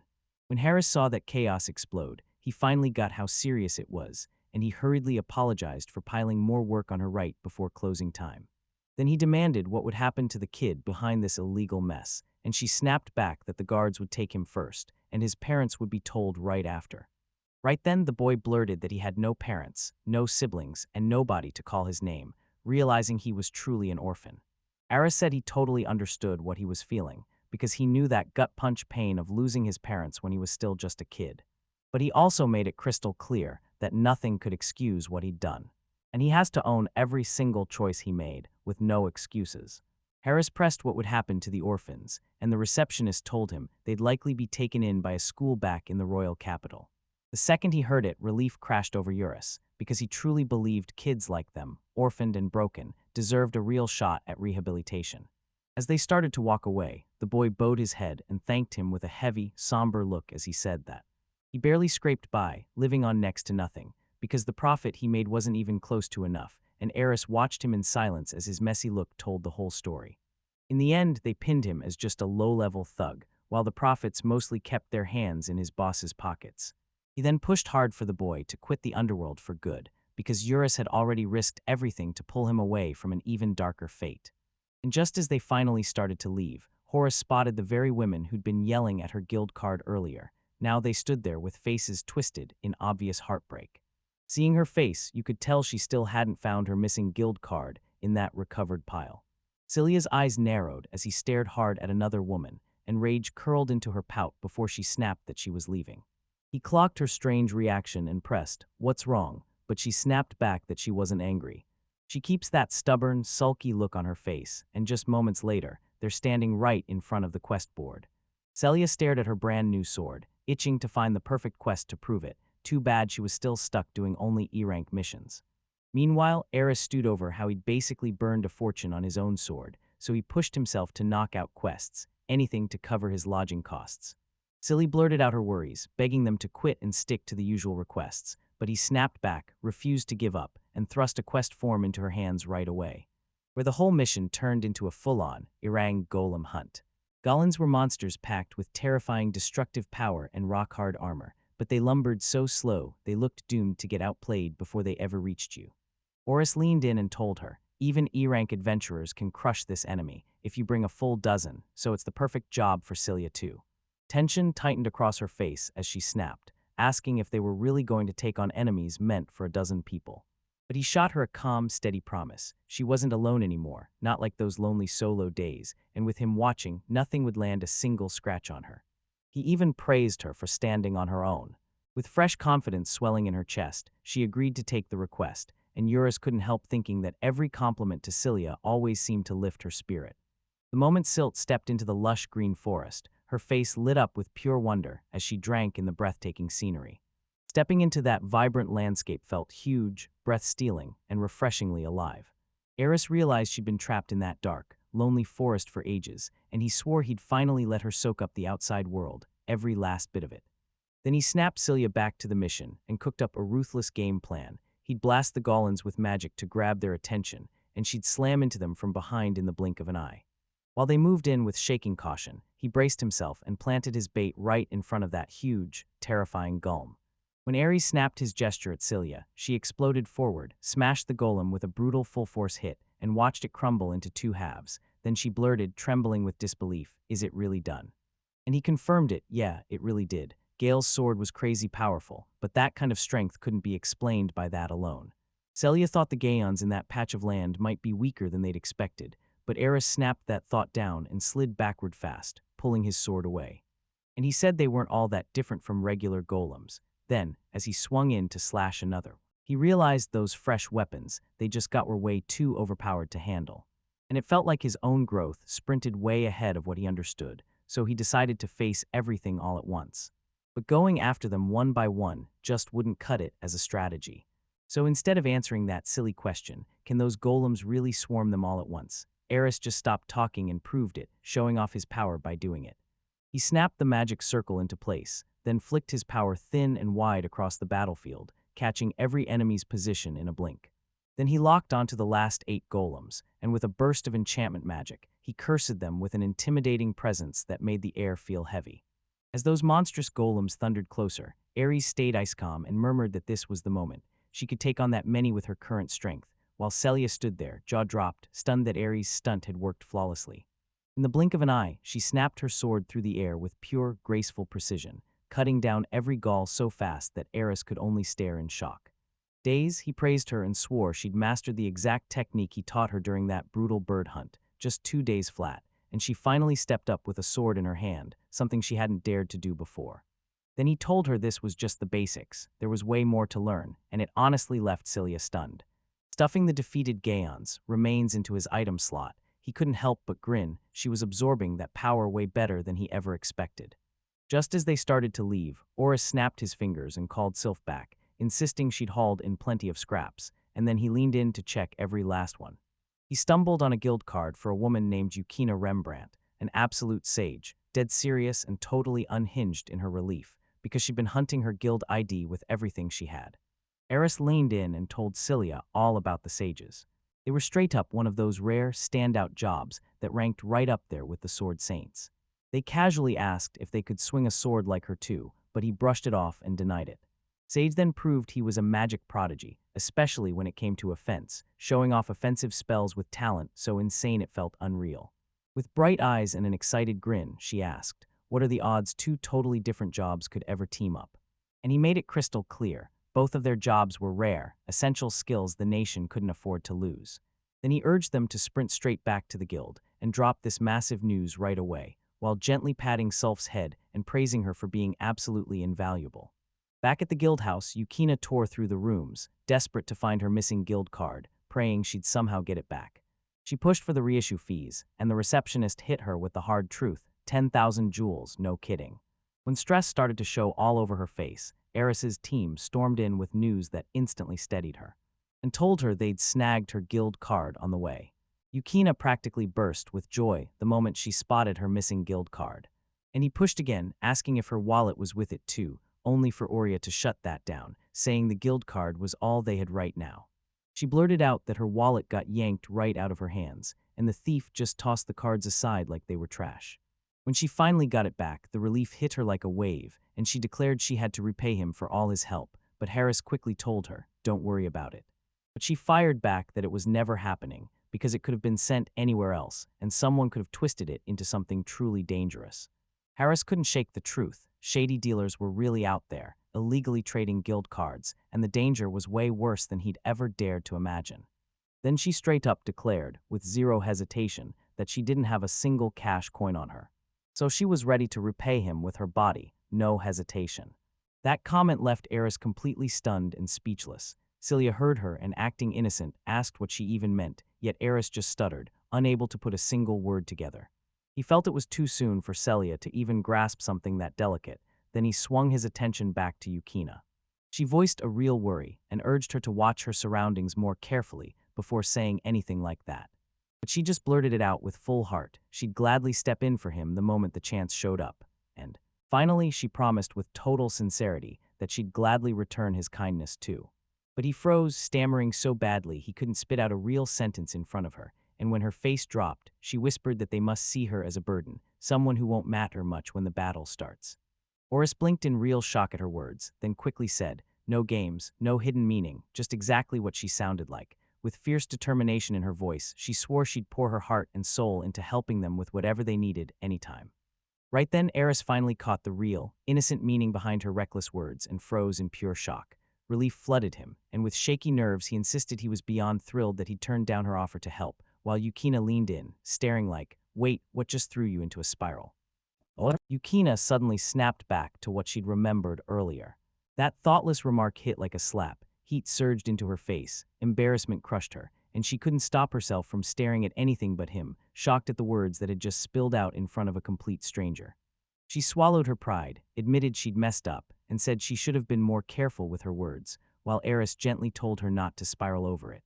Meanwhile, Silly stayed blissfully clueless, totally unaware of the awkward mess brewing, and with a bright burst of energy, she warmly invited Yukina to join their party, ready to chase thrilling adventures together. And right then, all three shoot their names at each other and swap introductions instantly. Eris then blurted that she couldn't wait to watch Yukina go all out, and Yukina matched her energy instantly, ready to put his abilities to the test. Eris cut in and announced he'd be taking over the designated testing grounds, and the receptionist immediately jumped at the chance to guide them straight to the training venue. At the testing grounds, while Yukina lit up with excitement to show off her terrifying magical power, Eris couldn't stop noticing just how cocky, how sure of herself Yukina seemed. She tightened her grip, fired up her magic with expert precision, and launched her spell Flame Beam straight into the fight. And launched a lightning-fast blast that scorched the straw dummy to nothing. Celia lit up the whole test area with her power, and Eurus praised her flawless firepower. Then he swept the venue with a full, searching scan. Just recently, Yukina wondered if that exam site had always been this rugged, but she had zero clue that the reason for the shabby mess was standing right next to her. The receptionist wasted no time and spilled every single detail about what went down the day Oris took his exam. Then she shoved 300,000 jewels into Oris's hands for finishing the quest, enrolling in a grand total of 10 golems. That fortune got carved up between the heiress and Celia, each one walking away with 150,000, and Yukina nearly choked on disbelief when she heard how huge it was. Celia spoke up with humble honesty, saying those wins weren't hers at all. Eris had racked up 70 guild points and somehow even leveled into a D-rank adventurer. Meanwhile, Yukina just couldn't find a single word after hearing he'd climbed from E-rank to D-rank in only 2 quests. Then her stomach growled loud enough to steal the moment. He nudged Eris and suggested they grab lunch in the cafeteria before going any farther, but the moment he said it, she shut down with a heartbreaking look. She was totally broke. And since the day before, he hadn't eaten a single thing, so when it hit him, it genuinely stunned him. With fierce determination in her eyes, Celia seized her hand and snapped that she couldn't throw down on an empty stomach, demanding she'd take her out to lunch. Moments later, they burst into the loud, crowded cafeteria, and Yukina tore into every dish on her table like she hadn't eaten in forever, while Oris just stared, stunned by how she could keep devouring without stopping. With a cheerful expression, Yukina complimented the delicious meal and generously offered her heartfelt gratitude to both of them. Silly took one look at her jaw-dropping appetite and couldn't help but be amazed. Aris just stared, stunned that someone had the nerve to say it straight to her face. Celia and Yukina click instantly and act like they've known each other forever. While Eurus wrestled with that thought, Yukina looked like any ordinary girl until her job showed otherwise. Then he pressed her for answers, convinced she'd get offer after offer to join parties coming at her from every direction. Since she was a famous sage, he had to ask, so who was she hanging with now? She shrugged and said she'd chosen to travel alone because she just couldn't squeeze herself into the party she used to belong to anymore. She shrugged and said they just wanted different futures, and he agreed, like that wasn't the most classic way to split up ever. Silly then pressed Yukina, asking if she had some real reason hiding behind how fiercely she guarded her future. And that's when she spilled the truth. She was on a mission to hunt down the 7 scattered magic tomes across the whole world. Eris demanded proof. Was it true that a legendary tome exists, and that just by reading it, you can start casting all kinds of spells? But she snapped back that only the truly worthy could earn that power, and Eris chimed in that it was a real treasure, one the wise could master for keeps. She went on to say Key was a famous magic scholar, and when she slid over a tidy stack of perfectly written notes, she called them his real research journals, packed with vital clues for his spell books. When Eris asked who she was talking about, she swallowed hard and admitted it was her late father, gone before she was even old enough to understand loss. She swore no matter what, that while she was still alive, she'd pull it all together, and it immediately made Celia blurt out, "Why are you going to such insane lengths?" It was because her mom, who'd taken care of her nonstop, had just passed away. And when Yukina was hit with that brutal mix of grief and sudden, terrifying freedom, she staggered right into her father's long-forgotten research.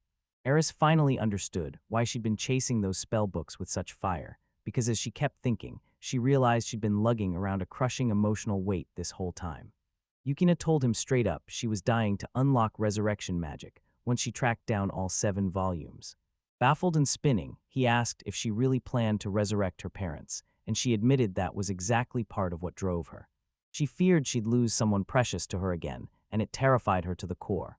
People called it a risk, but she honestly knew the truth. She wasn't brave at all. She was just a coward hiding behind kindness. Eris knew all too well how it feels to have someone you love ripped away, and that brutal, heart-crushing pain wouldn't let go. He was so sure he'd have made the exact same move if he'd been standing in her shoes. But surprise, Yukina wasn't trapped by just the loss of her parents. Her heartfelt need to master resurrection magic screamed volumes about how deeply compassionate she really was. She was pure courage. She didn't just wear the title of a sage, she fully earned it. And the more Eris clung to her unstoppable resolve, the more he ached to have her standing right beside him. He was convinced that if she finally unleashed her massive talent, she'd become their most valuable ally, because she was the one key to his dream, defeating the Demon King.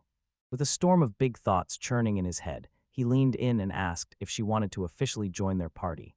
He pulled her into his party and promised, "Together we'll crush the Demon King, and you'll finally chase your dream of traveling the world to collect the ancient artifacts." Yukina chased magic tones from every corner of the world, and that ambition felt so right to him that he swore it couldn't be a bad idea. Even while she admitted his offer was generous, she still shot down his proposal with a polite smile. Then he pressed her for the reason behind her denial. She said straight up she wasn't built for hero parties. She'd rather go solo than deal with the whole squad thing. Eris gave a polite nod, but even then she admitted that making a party isn't always all smiles and sunshine. Then she blurted that every time you clash with those brutal monsters, you might not walk away again. Maybe you just lose a comrade for good. And right then, they were already talking about that terrifying demon lord. That sealed it. Over the past 1,000 years. Party after party stormed the demon lord's forces with fearless grit, and every single one came crashing down into ruin. After that, Oris demanded the real answer, pushing hard to find out if she was truly terrified of losing her precious allies, and she didn't even flinch as she nodded, certain and instant. Still, she insisted Ori's party wouldn't go down that fast, yet that gut-wrenching fear kept clawing at her mind. Even so, he admitted that a brand new fighter probably wouldn't survive a head-on clash with the Demon King. With a steely, unshakable look on his face, he vowed he'd prove they weren't gambling on any reckless risks.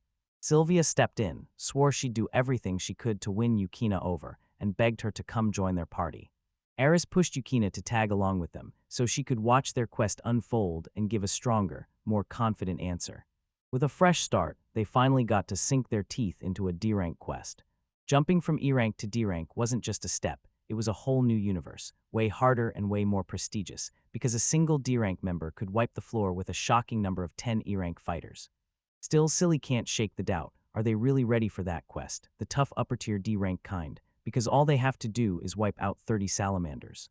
Ferocious, lizard-like monsters prowled the plains, roaring with brutal jaws and explosive leg power, and when they hunted as a pack, even the average adventurer had no chance. Eris still said with total confidence that they couldn't afford to waste their precious time and energy on weak monsters if they really wanted to prove their combined strength. Right then, Oros caught Sylph's voice ringing inside his head. She asked if she could finally break out of the realm, and then she revealed herself. When Self saw that graceful kid, Yukina froze in pure astonishment, and Self said the fresh outdoor air always hits like a jolt, then greeted Yukina right away, prompting Celia to snap that even when she's tucked inside the spirit realm, she can still keep tabs on everything. Seeing a brand new face, Sylph spun around Yukina with playful joy, and Yukina immediately asked who the kid was. Aries blurted out her name, called herself a spirit, and begged Yukina to handle Sylph with care, because that poor kid had already been through enough pain. Even though Eris had a moment of hesitation at first, she still decided to hide nothing and reveal Sylph right in front of Yukina. He knew he couldn't keep Yukina out of the spotlight forever if he really planned on recruiting her into his party. The moment swung right into the Bergen forest, close to the plains, and Eris casually told Celia to wipe out the enemy first, leaving Celia reeling at this totally unexpected command. She bolted over and threw her arms around him tight, pleading with all her heart to stop him from making that choice, while Eris silently boiled with a shy blush. Even though he knew she'd pull it off on her own, Worry gnawed at him. Because she was so jittery, he feared she wouldn't unleash her best skills. Meanwhile, Yukina leaned in secret, whispered to Self, staring at their weird closeness and quietly wondering if the two of them were more than just friends. Still blushing, Eris leaned in and gently told Celia the party was real, and if trouble ever found her, he'd rush in to save the day without question. The second Sylvia heard his calm, reassuring words, her tension snapped into focus, and she instantly nodded, ready to obey. Before long, Celia planted her feet in front of a roaring monster, braced and ready to unleash the first strike. Instantly, the monster clocked her, and Celia launched herself at the beast before hesitation could even hit the air. But the thing's dodges came just a hair quicker than the ones she'd seen in E-rank quests, and in this raw speed clash, Celia was in for a brutal disadvantage. And as the Sword Saint, she moved with lightning reflexes and instincts so sharp they felt like danger itself. And in close quarters combat, reading the opponent's every move was the one thing that decided the win. With silly fast reflexes, she snapped out of the way just as the monster's attack slammed in, then they barreled toward her at lightning speed, desperate to catch her. With lightning-fast, razor-precise strikes, she effortlessly cut them down, then Celia finally roared and blasted the monstrous salamander out of the way.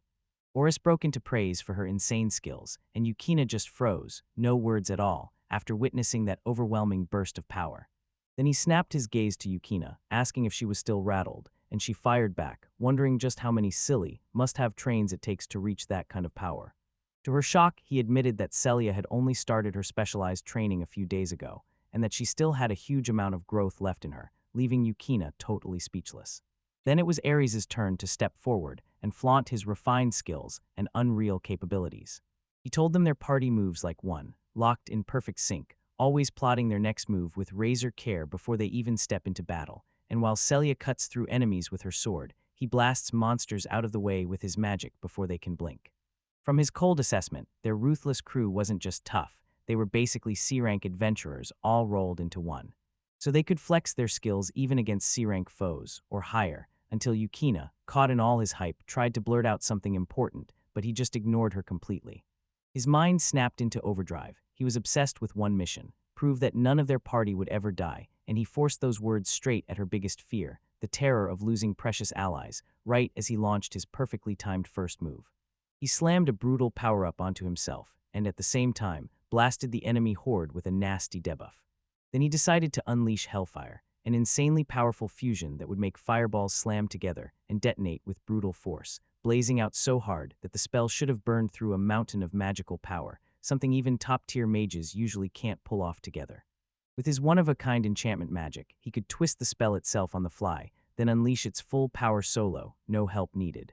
Eris was so obsessed with flexing his massive power at Yukina that he couldn't even catch a single word she tried to say. As he admitted they wouldn't leave unhurt, he threw up a smart barrier to guard them from whatever waited in the shadows, then carefully carried out his plan.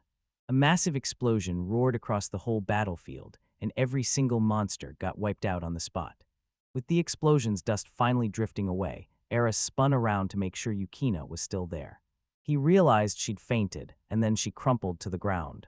After what felt like forever, Yukina finally snapped back to her senses, and Eris demanded to know if she'd really seen his power firsthand. Admitting he might have gone a little too far, just so she'd really believe how powerful he was. Meanwhile, she grudgingly admitted Celia was strong, but then she said Eris was on a whole other level.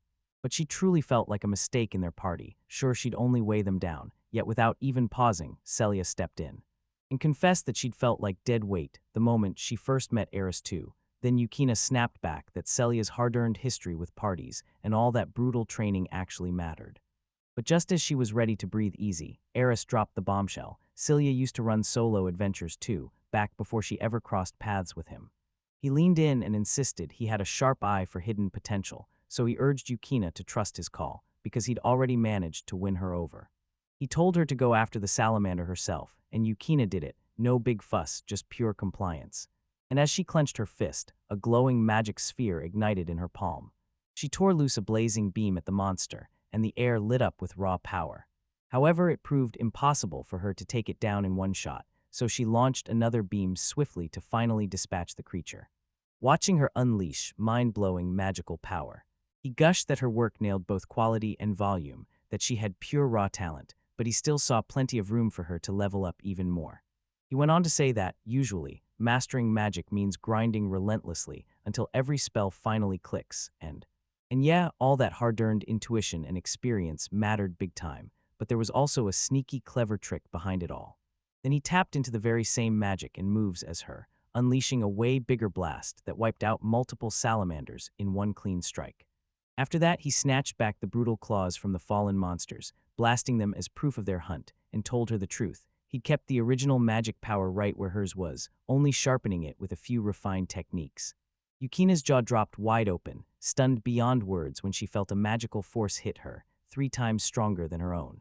Then he shattered the technique into crystal-clear steps for her, starting with fire beams, and drove home this truth. Every top-tier spell is just basic magic stacked together, but right in the middle of making that connection, a huge chunk of magical power gets cruelly drained away. So if they can forge that bond stronger, they'll wipe out all that wasted effort in one clean sweep. She snapped the meaning out of his words and kept going, saying that during the conversion, almost 70% of the original power gets wiped away, yet Oris was sure she could hold on to every last drop of that and supercharge her power until it's nearly 3 times stronger. Still, she insisted these were only theory. Then she pushed harder, asking whether it would truly survive the real-world tests. He answered her without hesitation, just use connection magic and fuse the spells cleanly. Then she pushed again, demanding to know if he'd activate it on top of that, and whether doing so would drain even more magic. Still, he refused to back down, then snapped his fingers, and a tiny flame burst to life, as he said it didn't conjure new fire or water at all. It only burned a sliver of the magic that true ignition would have demanded. But she pressed for the exact combination behind that connection magic. Then he casually dropped that it was just basic magic, and the shock on her face was instant and total. He also said that, at his old party, everyone acted like it was totally normal to stack overlapping buffs from multiple people. He then swept in with charm, dropped a smart reminder for those baffled women, and made it feel like flipping the script on plain old magic common sense. Right then he snatched up a stick and drew a rough human shape in the dirt, mapping the intricate magic circuit inside it, then snapped out the idea. This circuit works like a split system. It's alive when it's on, and it drops to zero when it's off. He insisted that every scrap of magic could be built with pinpoint accuracy, just by stacking the right combinations of zeros and ones. With more and more branches popping up, they could flip each individual segment on or off like it was nothing. It finally hit her. She said that if you stretch the branch, magic would unlock 48,816 possible combinations. Her face snapped into realization as the numbers hit her, over 1,000 possibilities with just 10 branches, and more than 1,000,000 with only 20, like all magic was built from those maze-like combinations. A spark of determination flickered in her eyes, and she swiftly flipped through the pages of her book. Then she launched into every magic spell she could, armed with her fresh breakthrough, dual combos of zeros, and ones that finally made everything click. Her eyes sparkled as the realization hit. Now she could try mastering countless applications, and the sky felt limitless, and Eris couldn't help but remember, yep, this is the brilliant scholar's daughter. Then she pressed for an answer, asking if they truly didn't need to collect spell books anymore for resurrection magic. Harris calmly shut it down and told him the truth. What he'd figured out was only a tiny slice of how magic really works. And especially when it came to ancient magic, there were still parts he couldn't fully wrap his head around, until the whole point was to prove what connection magic could do. Magic, he crouched down and painstakingly carved the right mix of zeros and ones into the dirt, then told her to start by trying that exact order first. Yukina nodded along, whipped out 2 basic spells, then linked them with connection magic perfectly, just the way she'd been taught. Then she ripped open the sky and blasted out a non-stop storm of giant, ruthless fireballs. She unleashed a massive blast she'd never managed to pull off before. Pure excitement lit up her face as she watched herself master her real powers. Then, just moments later, she cleared the whole area of those terrifying monsters. They started back, and Eris's real gratitude hit hard as she thanked Yukina for the help she desperately needed. Then Yukina brushed it off fast, saying she owed him one, because it would have taken her twice as long to pull off the same thing by herself. Then she asked, a little nervous, if they'd let her officially join their party, and the second the question landed, their faces lit up with pure joy. Silly wrapped her arms around her in a tight, joyful squeeze, as she happily blurts out that she's got a brand new mom now. Eris welcomed her with open arms into the party, and Yukina promised them, straight from the heart, that she'd put in her absolute best to help the group shine. Back at the guild house, the receptionist couldn't believe her eyes. Yukina, who'd always acted like joining a party was the worst idea ever, had finally stepped in. And Celia was practically bouncing, grinning and insisting that Eris really does have a gift for pulling people in. Then the receptionist scrutinized the claws they handed back. These were the hunt's proof, but even though they checked out, the whole thing still felt a bit disappointing to her. Yukina admitted that the magic hers had taught her was so brutally powerful it basically tore itself loose and slipped away with a panicked. The last savage leftovers from those monstrous salamanders. The receptionist gushed that Eris was an incredible teacher, and Eris shrugged it off, saying Celia and Yukina weren't anything special, just born with serious talent. And it helped them pick things up way faster, because he was convinced a narrow mindset could never unlock the full talent someone had in them. And focusing only on what was close at hand wouldn't allow them to see the distant moon. If they removed their self-imposed limits in focus, they could even perceive the fairway moon with clarity. Yukina found that analogy is quite amazing. She pressed them about a party name, but he admitted they were still stuck with no good title in sight, and that was that. After a bunch of serious thinking, Eris snapped her eyes to her party's name, **infinity**. After a while, they finally sank into that much-needed meal. Then Eris snapped the question, "So where are you staying?" Yukina looked down and admitted she didn't have the cash to renew her lodging that very morning. Morning came, and without even a blink, Celia told them to stay in their room for now. The second Yukina heard it, she snapped into explanation and asked if they were really sharing the same room. She stared at him, eyes sharp and questioning, and he stammered out that it was only because of her silly but relentless insistence. Yukina didn't fight it. She agreed to stay. Arrest muttered to himself that they needed to move to a bigger end ASAP. Right then, a group of suspicious hooded figures lunged toward them, swearing that Yukina had dropped her guild card. But when she looked again, she knew this wasn't hers at all. To everyone's shock, the figures lunged in and snatched Celia in an instant, pinning a knife to her throat and holding her hostage. A menacing thug raised the threat and barked at Eris to lift his hands, then creep forward, quiet as a whisper. Eris demanded why they popped up out of nowhere, and Yukina snapped that those thugs could be black market guild card dealers, so when that hit a nerve, the thug finally admitted Yukina was spot on. She shrugged and said it was crystal clear. Only someone with another person's guild card would dare to pull off such shady moves. Eris immediately clocked the kid from before and wondered if their arrival was really about revenge for their fallen comrade. Then the thug laughed back and said Eris couldn't be that sharp.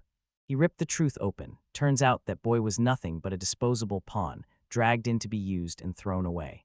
And what happened to him, that was none of his business. Then he snapped that Eris' report had thrown them into serious trouble, but Eris didn't even flinch. She insisted they'd be ready for the fallout of running a shady business in the capital. That set the thugs off even more. He smugly said he could just sell that rust for 2 pretty ladies to cover their losses. And Eris knew she'd regret turning them into his enemies, but she only spoke with calm fire, telling them they were the ones who made the fatal mistake. Celia and Yukina snapped into action, yanking back their sword and charging up their magic power, and snapped them up in seconds with barely a struggle, while the thug's leader just stood there, stunned, because those women moved with lightning reflexes, until Eris slipped in from behind and caught him. He bragged that Celia and Yukina were way too powerful for his goons, then snapped all 3 of them into a tight rope and told Celia to summon the royal guards. Meanwhile, the leader scrambled to offer Eris even more money than the guild was paying him, if only he'd come with them. Horace just shrugged it off and admitted the guild hadn't sent him a single thing for his efforts. In reality, Eris wanted one thing above all: a calm, lawful society, no shadowy black market, no illegal deals.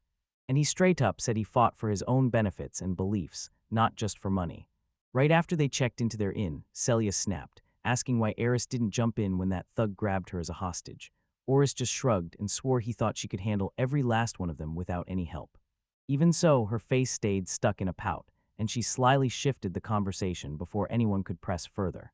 Oris blurted out that they had to talk, right now, about how the reward would be split. Yukina fired back that the rules for earning rewards were a headache, and that they usually split prizes based on each person's own contribution.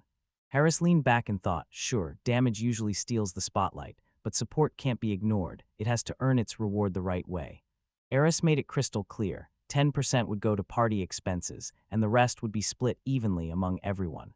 Yukina shot back immediately, saying his choice was flat-out unfair, because everyone knew he'd brought way more to that battle than anyone else. Even with this choice, it still topped everything he used to get back during his hero party days. Eris just shrugged and said it would all even out if both of them kept powering up together. Inspired by his words, the 2 women felt that spark light up in their hearts and pushed themselves hard side by side. Plus, Oris pushed the idea that they all chip in for their lodging together, then dared them to ditch the small place and move into a bigger inn. Right then, Yukina shot her finger toward the cot and blurted, "Are Eris and Celia really sleeping in the same bed together?" And Celia answered, fast and without a single doubt. She also told me he'd cling to her so ferociously while he slept that she'd struggle just to pry herself loose, and the craziest part, her own sleep was still stunned that he'd actually pull that on her while she was asleep. Meanwhile, Yukina cozied up on the velvety cot and sighed with a grin she hadn't felt this alive in years, not after a night this wild or a day this full of energy. Eris lovingly ruffled her hair, but the glare that snapped onto him next nearly stole his breath. Then when he locked eyes with Celia, he scrambled for words to explain himself. Jealous of Yukina, she plopped onto the cot and blurted, "Pet me the same way too," while he just froze there, staring in pure shock. No choice left, he squeezed between them, and the moment their soft bodies pressed against him, heat shot to his face, pure embarrassment.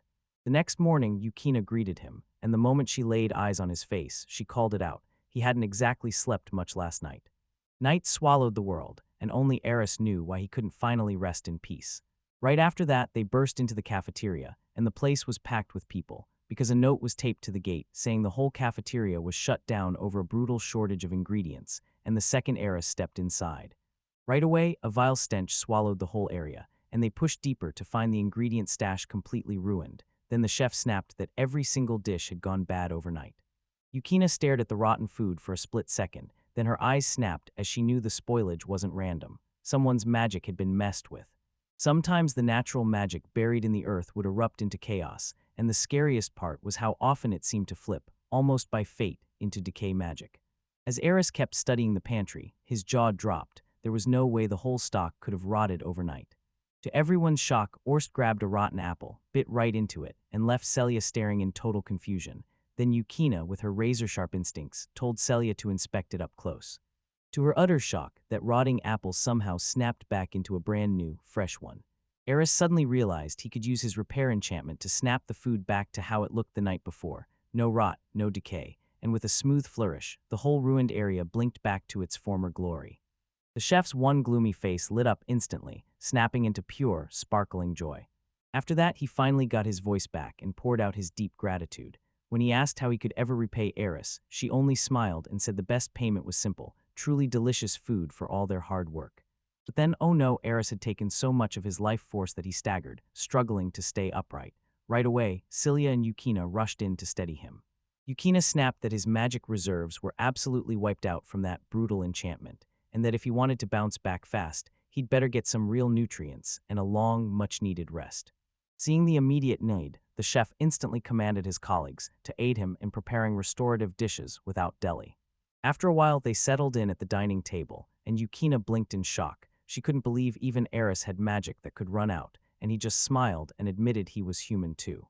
He begged the chef to keep his miraculous ingredient revival under wraps, but the chef shrugged and said it was his golden ticket to become famous everywhere. Meanwhile, Celia flashed a proud grin and said his humility was exactly what made him insanely cool.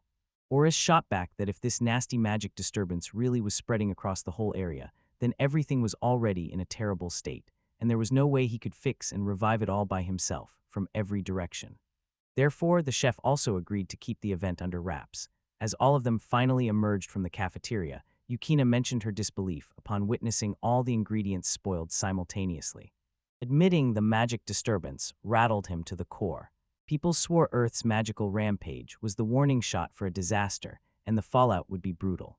They headed straight for the guild house, and to their shock, every single member was waiting right outside.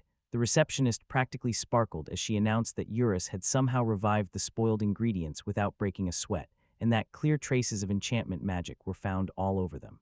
Eris froze in stunned disbelief as everyone suddenly uncovered his secret, specialized enchantment magic. One guy swore he'd heard a wild rumor: an all-new enchanter was about to sneak into the hero's party. Eris snatched the opening instantly, blasting, "That man is the real enchanter," and somehow dodged the bullet for now. Then he spun toward his own party and snapped, "Split up, go hunt for new requests right now." And honestly, he let out a breath of relief. Someone already stepped into the hero party, so he could finally stop being shadowed by his old crew.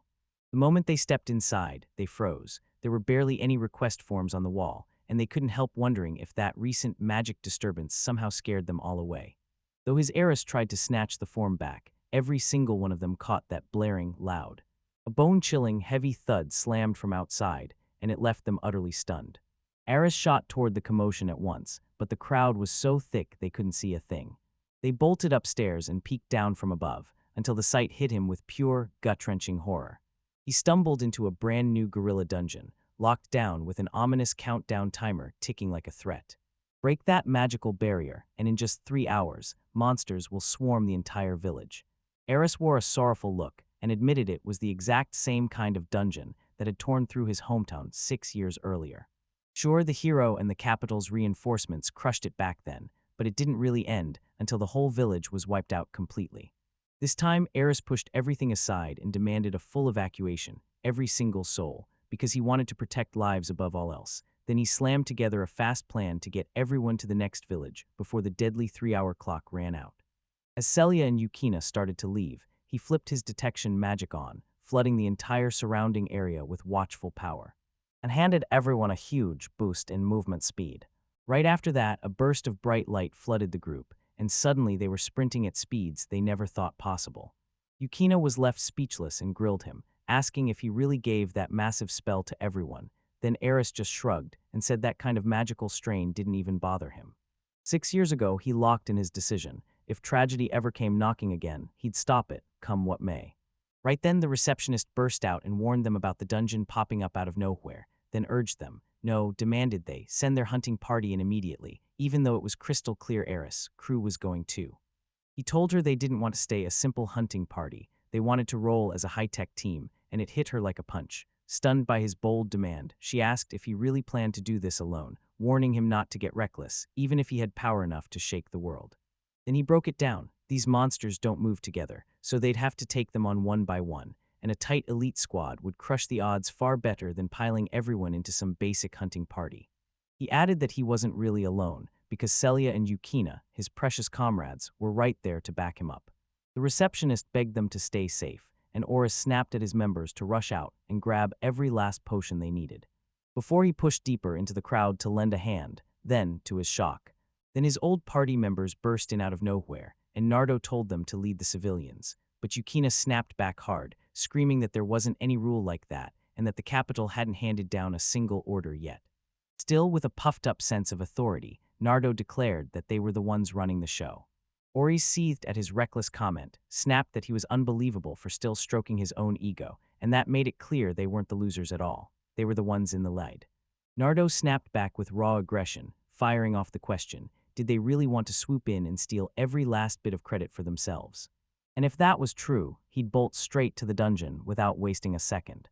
But the other members calmed Nardo down, saying there was no need to sprint, because the supplies still weren't even ready yet. Still, Nardo barked orders at his crew to push ahead and storm straight into the dungeon. As they rode out, Yukina said it would be brutally embarrassing for the hero party to lag behind and mess up the dungeon run, and Eurus couldn't stop feeling awful for the poor new blessing mage who'd been shoved into the role of their support. Meanwhile, deep in the dungeon, the hero party was getting slammed in a brutal, chaotic brawl, and while monsters closed in from every side, Nardo snapped with pure frustration, screaming that the hits they were taking hurt just like they'd had zero defense at all. Rage boiling in his veins, he snapped, "What is going on?" And the new mage swore he was giving everything he had, saying the enhancement magic was fully active on him. But Nardo shot back on instinct that Eurus had always been doing way more than this. One more member stepped in, pulled Nardo aside and warned him, "Don't start a fight with your own comrade." And then they hit him with the hard truth. If he let his guard slip for even a second, he'd get himself hurt, no question. With their backs against the wall, the party leaned on every desperate inch of their diverse skills and magic, charging into the monsters and fighting recklessly until they finally dropped them. Nardo slammed the terrifying creature into a corner and instantly barked at Kriana to unleash her deadliest attack magic. Magic while she was already kneeling beside another wounded comrade, pouring out her precious healing magic like it was the only lifeline that mattered. The monster lashed its giant tail and blasted Nardo skidding across the ground like a thrown weapon. Meanwhile, Kran had fought through a strained confession. He made it clear their magic was totally drained, not a single spark left. The new recruit snapped, "Do we even have an antidote?" Because basilisk poison was a lethal toxin that tore through their time like a countdown they couldn't outrun. In his reckless ignorance, Nardo let saliva, the camouflaged monster, drip straight onto his bare hand, and the moment it hit, his body erupted into a severe reaction that made his hands swell fast. He begged hard for an antidote potion, but Krana stepped in and admitted, straight up, that every last healing potion was gone, then urged him to get out of the dungeon right now. And the new mage even admitted, "If I'd known the consequences would hit that hard, I'd have hauled in way more supplies." Right after that, Ares' crew strode into the dungeon with total confidence, and Yukina let out a soft, shaky hope that the hero party wouldn't start whining once they saw them. Ares shot back that they didn't have the luxury to complain. Right then, a monstrous growl tore through the dungeon, and every single person there snapped to attention at once. As they pushed deeper, they realized the heroes had gotten way worse than before, because right then, they spotted a terrifying basilisk lurking in the dark. Oris admitted they should have moved sooner. Then he snapped his magic circle to life and blasted a flame-piercing shot forward in seconds, and unleashed a blazing ray that tore through the air, pinning the creature and freezing it solid. Celia and Yukina praised his skills again, and his old party just froze, stunned speechless, watching it all play out. Krana snapped that he was unfair for slipping out of the party, and then showing off that insane attack magic like it was nothing. He calmly fired back the exact brutal lines Nardo used on him, declaring it was already settled, no debates, no second chances, getting fired was locked in. He also spilled that the flame-piercing shot was a high-level blessing magic move, one he tried for the very first time right after they banished him. And right as he dug a crucial healing potion out of his inventory slot, he said it was exactly what they needed most, right now, when everything hinged on it, and when Nardo finally saw the antidote, his face exploded with pure, overwhelming joy. Celia couldn't stop wondering if Eurus had seen this coming and brewed the exact potions they needed ahead of time. Oris just shrugged and said the gorilla dungeon was cut off from everything, magic got drained fast, and most monsters didn't just lurk, they attacked with pure elemental rage. And if the potion supply fell short, deadly poison and paralysis would hit them hard, so even healing couldn't save them, leaving them trapped and barely able to move. With a steady stare, he admitted it was his first time ever stepping into this dungeon, and every inch of it, from the eerie atmosphere to the monsters' fight style, was totally new to him, and reminding them to act with foresight in every move they made. He snapped his hand toward them, pushing them ahead and pointing them straight at the exit portal's exact direction. To Nardo's utter shock, he didn't beat around the bush. He looked him straight in the eye and spoke with raw sincerity, making it crystal clear he was counting on him for real. Harris never once thought the day would come when Nardo would drop words like that, and the more he sat with it, the more it hit him. Nardo had finally stared down the harsh reality he'd been dodging, and that's why he was suddenly so brutally honest.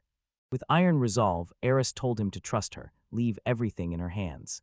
Celia leaned in with wild, burning curiosity as they left, demanding to know if Eurus had already seen every exact kind of monster waiting in that dungeon. Then Eurus quickly stepped back and apologized to the two of them for dragging them into a situation this dangerous. And he was still reeling, because that once world-famous hero party had fallen into a condition so bad it honestly terrified him. Yukina snapped, furious that everyone was so obsessed with appearances they couldn't even protect their own teammates. But Eris calmly shot back that this was still his familiar stomping ground. When she heard it, Yukina's surprise hit hard as she realized, yep, he really was from that hero party, right then and there, while Eurus finally clocked the truth. He'd never once told her about it before. He immediately snapped an apology to Yukina, telling her that if anything from his past had ever made her uncomfortable, he was truly sorry. She answered so calmly that it felt like a weight lifting. She was relieved he wasn't one of them, and she liked him exactly for who he was, not just because he was a hero. Eris's expression flared at her words. Her cheeks burned too, so she scrambled to clarify fast, insisting she meant as a person. Right then, Celia burst between them out of nowhere, and both of them jerked with pure shock. He pointed straight ahead and let out a gasp. When they got there, tons of doors waited for them. While they tore through door after door, Silly blurted, "Is it really okay to yank open any random one?" Then Oris stepped in and assured her. At the same time, he fired up his area scan skill, and it instantly screamed out a swarm of deadly monsters hiding just beyond those doors. Yukina figured they'd never make it on time if they opened every single door for silly advice, so she snapped ahead for now and kept moving. They pushed deeper and stumbled on a weird door, packed with several keyholes, just waiting to be opened. They couldn't shake the feeling the dungeon's boss monster lurked deeper inside that brutal barrier, and to reach the door, they'd need a mountain of keys. With keyholes everywhere, you could tell the keys were tucked away on purpose, locked behind all those doors, one key in each. Celia admitted there was no other option. Wipe out every monster hiding behind each gate, and just as they started charging in, Harris yanked them to a stop. Him accidentally pulling Yukina's belt. Flushed, she instantly warned him to not grip her in such a spot. Since they needed a total of 20 keys, Oris cut straight through it and said they didn't have the time for some slow, drawn-out process. The process mattered, and the plain, easy way just wouldn't work. So yeah, it was a ridiculous question, unless there was some secret method to crack those doors wide open. But Eris snapped the truth. Turns out, it was way simpler than they ever dreamed.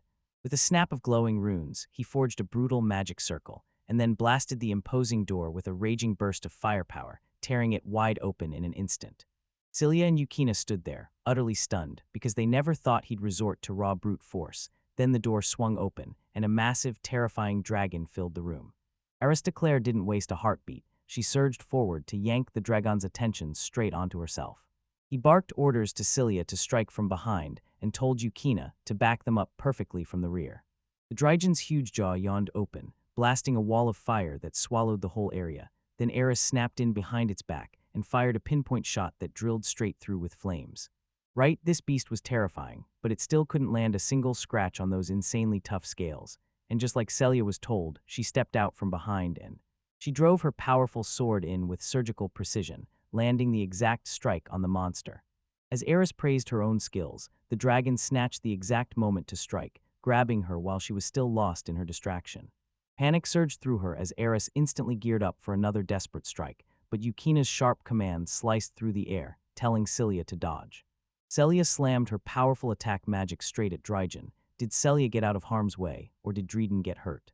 Pinned to the ground for a split second, Eris seized the opening, rocketed forward, and drove a perfectly placed strike into the beast, until the mighty Dragon finally went down. Their wind lit up the whole area, and outside they finally exhaled, dungeon cleared at last. while Eris poured out her calming repair enchantment on them at the same time. Yukina stood there with blazing confidence, declaring that Eris's run through that brutal dungeon was the fastest in all of history. With a warm smile, he admitted it. He didn't pull it off alone. All three of them crushed it together, like a single coordinated unit. He admitted that without Silly's pinpoint strike at the Dregan scale's seams, he never would have seen where it could be broken. Without Yukina stepping in at the perfect moment, Cilia would have been ripped apart piece by piece. With a shaky stutter, Yukina brushed it off, saying she hadn't done anything special, she'd just attacked from behind. Still, Eurus praised her for the timing and the help she desperately needed, and Yukina's cheeks instantly burned with embarrassment. He also made it crystal clear, inside that dungeon, magic drained with brutal, relentless severity. There were hardly any adventurers capable of delivering effective magic attacks from such a distance. Then he softly took her hand and cast a magic recovery enchantment, and she blushed as she poured out heartfelt gratitude. Jealous of how close they were, Celia shoved herself right between them and yanked Eris into her grip, yelping that she was in agony and begging for his help, right now. Meanwhile, Yukina couldn't stop herself from giggling, totally swept up in the party's wild, electric energy. She stood there in silence, talking to her late parents in her head, swearing to herself that she could actually learn to live with these people. Then, out of nowhere, Self-Emerge showed up and Cilia and Yukina, both her mothers, got a sweet, heartfelt thank you from her as she stepped outside, and it looked like every last person had finally been cleared out of the village. She smirked, already craving the thrill of stealing anything she wanted, until Celia snapped at her in a hurry for even thinking that way. Harris couldn't shake the feeling that someone who looked like an innocent kid had absolutely no business thinking thoughts that dangerous and self-locked in on himself. Watching them stand shoulder to shoulder, he joked, saying Eurus had stolen her mother's hearts, then quickly blushed and admitted their closeness was just the smartest trick for speedy magical recovery. She told him that what was fine for Celia wasn't fine for Yukina at all. It was insanely rude. Her face burned as red as a ripe beet, and Eris shoved it down, telling herself it had to be exhaustion from draining her magic. Just then, Yukina snapped around, brushed off his worry, and told him she was okay now, while Eurus made it clear to Sulf that there really was some distance between him and Yukina. Celia cried out to him, but he stayed completely clueless, while he kept telling himself that teaming up with Yukina was only for their shared goals. That day, after wiping out the infamous gorilla dungeon, they surged one step closer to their ultimate dream, restoring peace to the world. He stared into the future and knew, Celia and Yukina beside him, he had to keep leveling up, because only then could they finally take down that terrifying demon king. Meanwhile, the royal guards huddled in the village corner, whispering about whether the hero party should have already retreated, while everyone else pushed them to sprint straight back to the palace and report everything at once. Then the story slid straight into the royal palace of the Male Kingdom, where the respected King Floyd's male made his move, pushing for a brand new hero, one so ideal and truly unique it could only belong to their nation. The minister snapped back, insisting that even if they were the Alliance's heroes, outdoing the adventures that surpassed them was a mountain of a task. Floyd boldly declared that these extraordinary people were real, and the proof was already right there. 3 days after they crushed that deadly gorilla dungeon, the Eurus group burst into the crowded market, and the moment the shop owner saw them, he lit up, claiming they were the real heroes who'd smashed the crisis for good. She scooted right up, asked Eris point-blank if she really was the former hero, and whether she was supposed to keep it hidden, until Eris realized the truth was already all over the place. Celia then demanded 4 loaves of bread, and the moment the store owner laid eyes on her, she lit up, straight up calling her a beauty.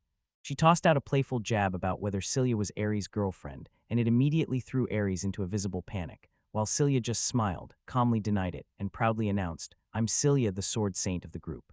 When she heard that, Letty happily handed over the whole bag of bread instead of just 4, and Celia's face instantly lit up with pure joy. Another vendor jumped in too, swearing the village had somehow been brought back to life by their brave work alone, and even the fruits tasted way juicier than before. Yukina, the ever-brilliant scholar, broke it down for everyone, shouting that dungeon had finally steadied the local magic flow, and the vendor praised her depth of knowledge, then pressed her for her name. Eris then strode out, proudly dubbed her the sage, and let it slip that her work helped drive the group's recent win, so the vendor practically lit up with joy. And before she could even blink, he thrust his juiciest fruits into her hands as a sweet little thank you. Then the whole market caught the vibe, and store owners and vendors alike rained down gifts and heartfelt gratitude like it was their turn to celebrate. And both Celia and Yukina look like they're eating up every bit of attention and praise they're getting. then the shopkeeper suddenly says. And then someone from Nardo's crew had the nerve to brag that they'd strolled through the village with total confidence until the moment help was needed, and they vanished in a flash.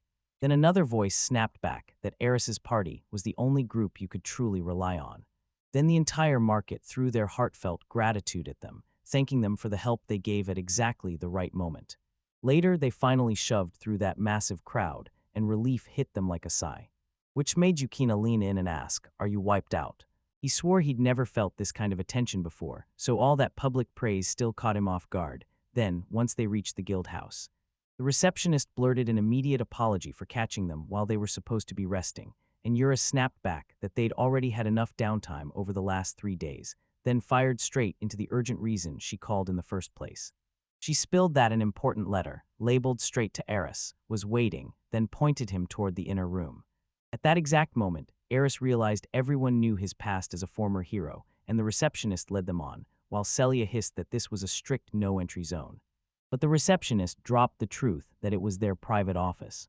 She told the group that the day before, right after the dungeon quest wrapped up, a letter showed up from the capital, delivered straight to them. With its wild, lightning-fast delivery, there's no doubt this had to be a carrier pigeon, and Eurus's question about who it came from became instantly vital. She revealed it was from King Floyd of the Male Kingdom, and when he finally glanced at the letter, it absolutely stunned him because it clearly stated that the king himself cheered them for crushing the dungeon so fast, and the letter went even further, declaring the allied hero party would be disbanded and a brand new independent hero party would be formed for the Male Kingdom. And right at the top, it declared that the new hero party's honored leader would be Eris, full-raised, in the flesh himself. Celia and Yukina practically exploded with joy when they heard the news, because in that moment, they knew the insane things they pulled off in the dungeon had finally been officially recognized. Self stepped into the scene too, flashing a bright smile as she admitted she didn't know much about it, yet somehow it still sounded wildly impressive. The receptionist insisted it totally made sense. After all, Eris's record is insane, but getting nominated straight to the cane by the cane himself was still a jaw-dropping feat.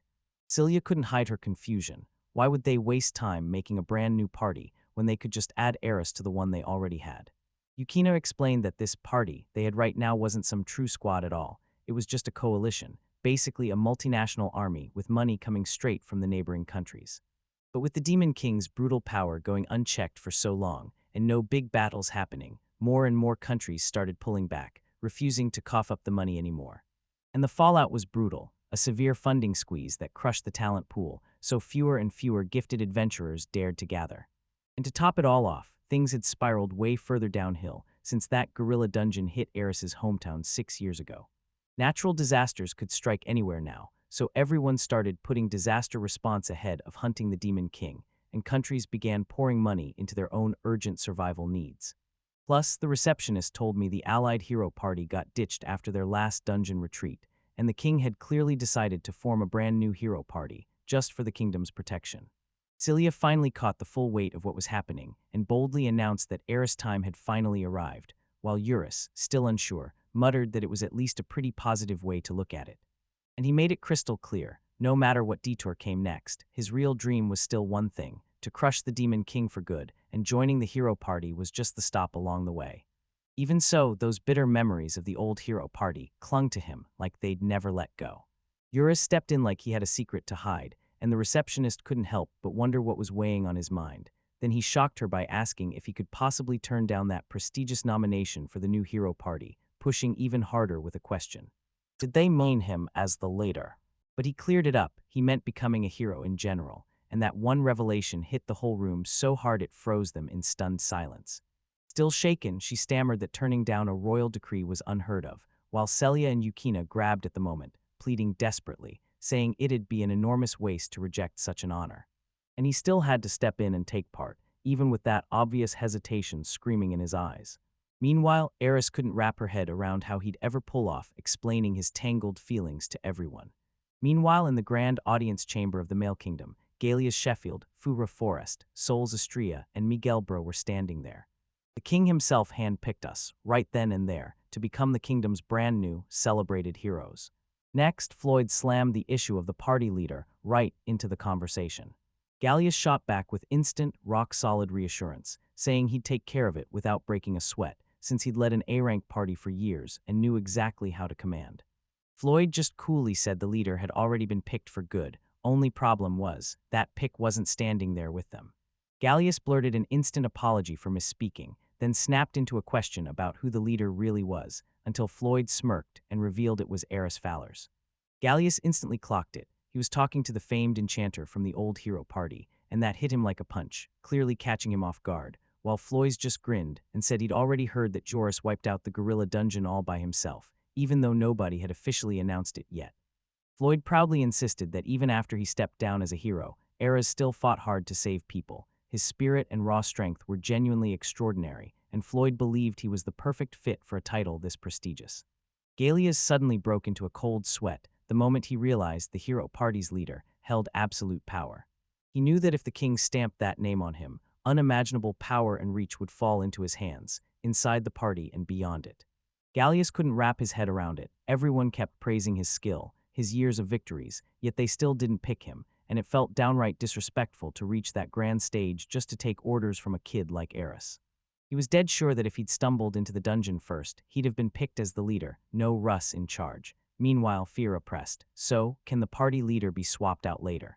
And Floyd's shot back that he wasn't thinking about it right now, but sure enough, it could pop up in court talks once every few years. He then dropped the bombshell that in just a few days, Eris would roll into the capital, officially join their ranks, and until that moment, he ordered everyone to stay put in Stanby. Gallius fumed as the truth sank in. This king wasn't honoring the past hero party's retreat at all. He was using it like a handy cover, and now he was overhyping Eris way too far. And rage simmered in his chest as he realized, if Eris weren't standing there, the king would have had no choice but to name him as the next pick. As he pushed out of the capital, a dark promise snapped into place in his head. He would make sure Eurus was gone, long before he even had a clue what kind of man Eurus really was.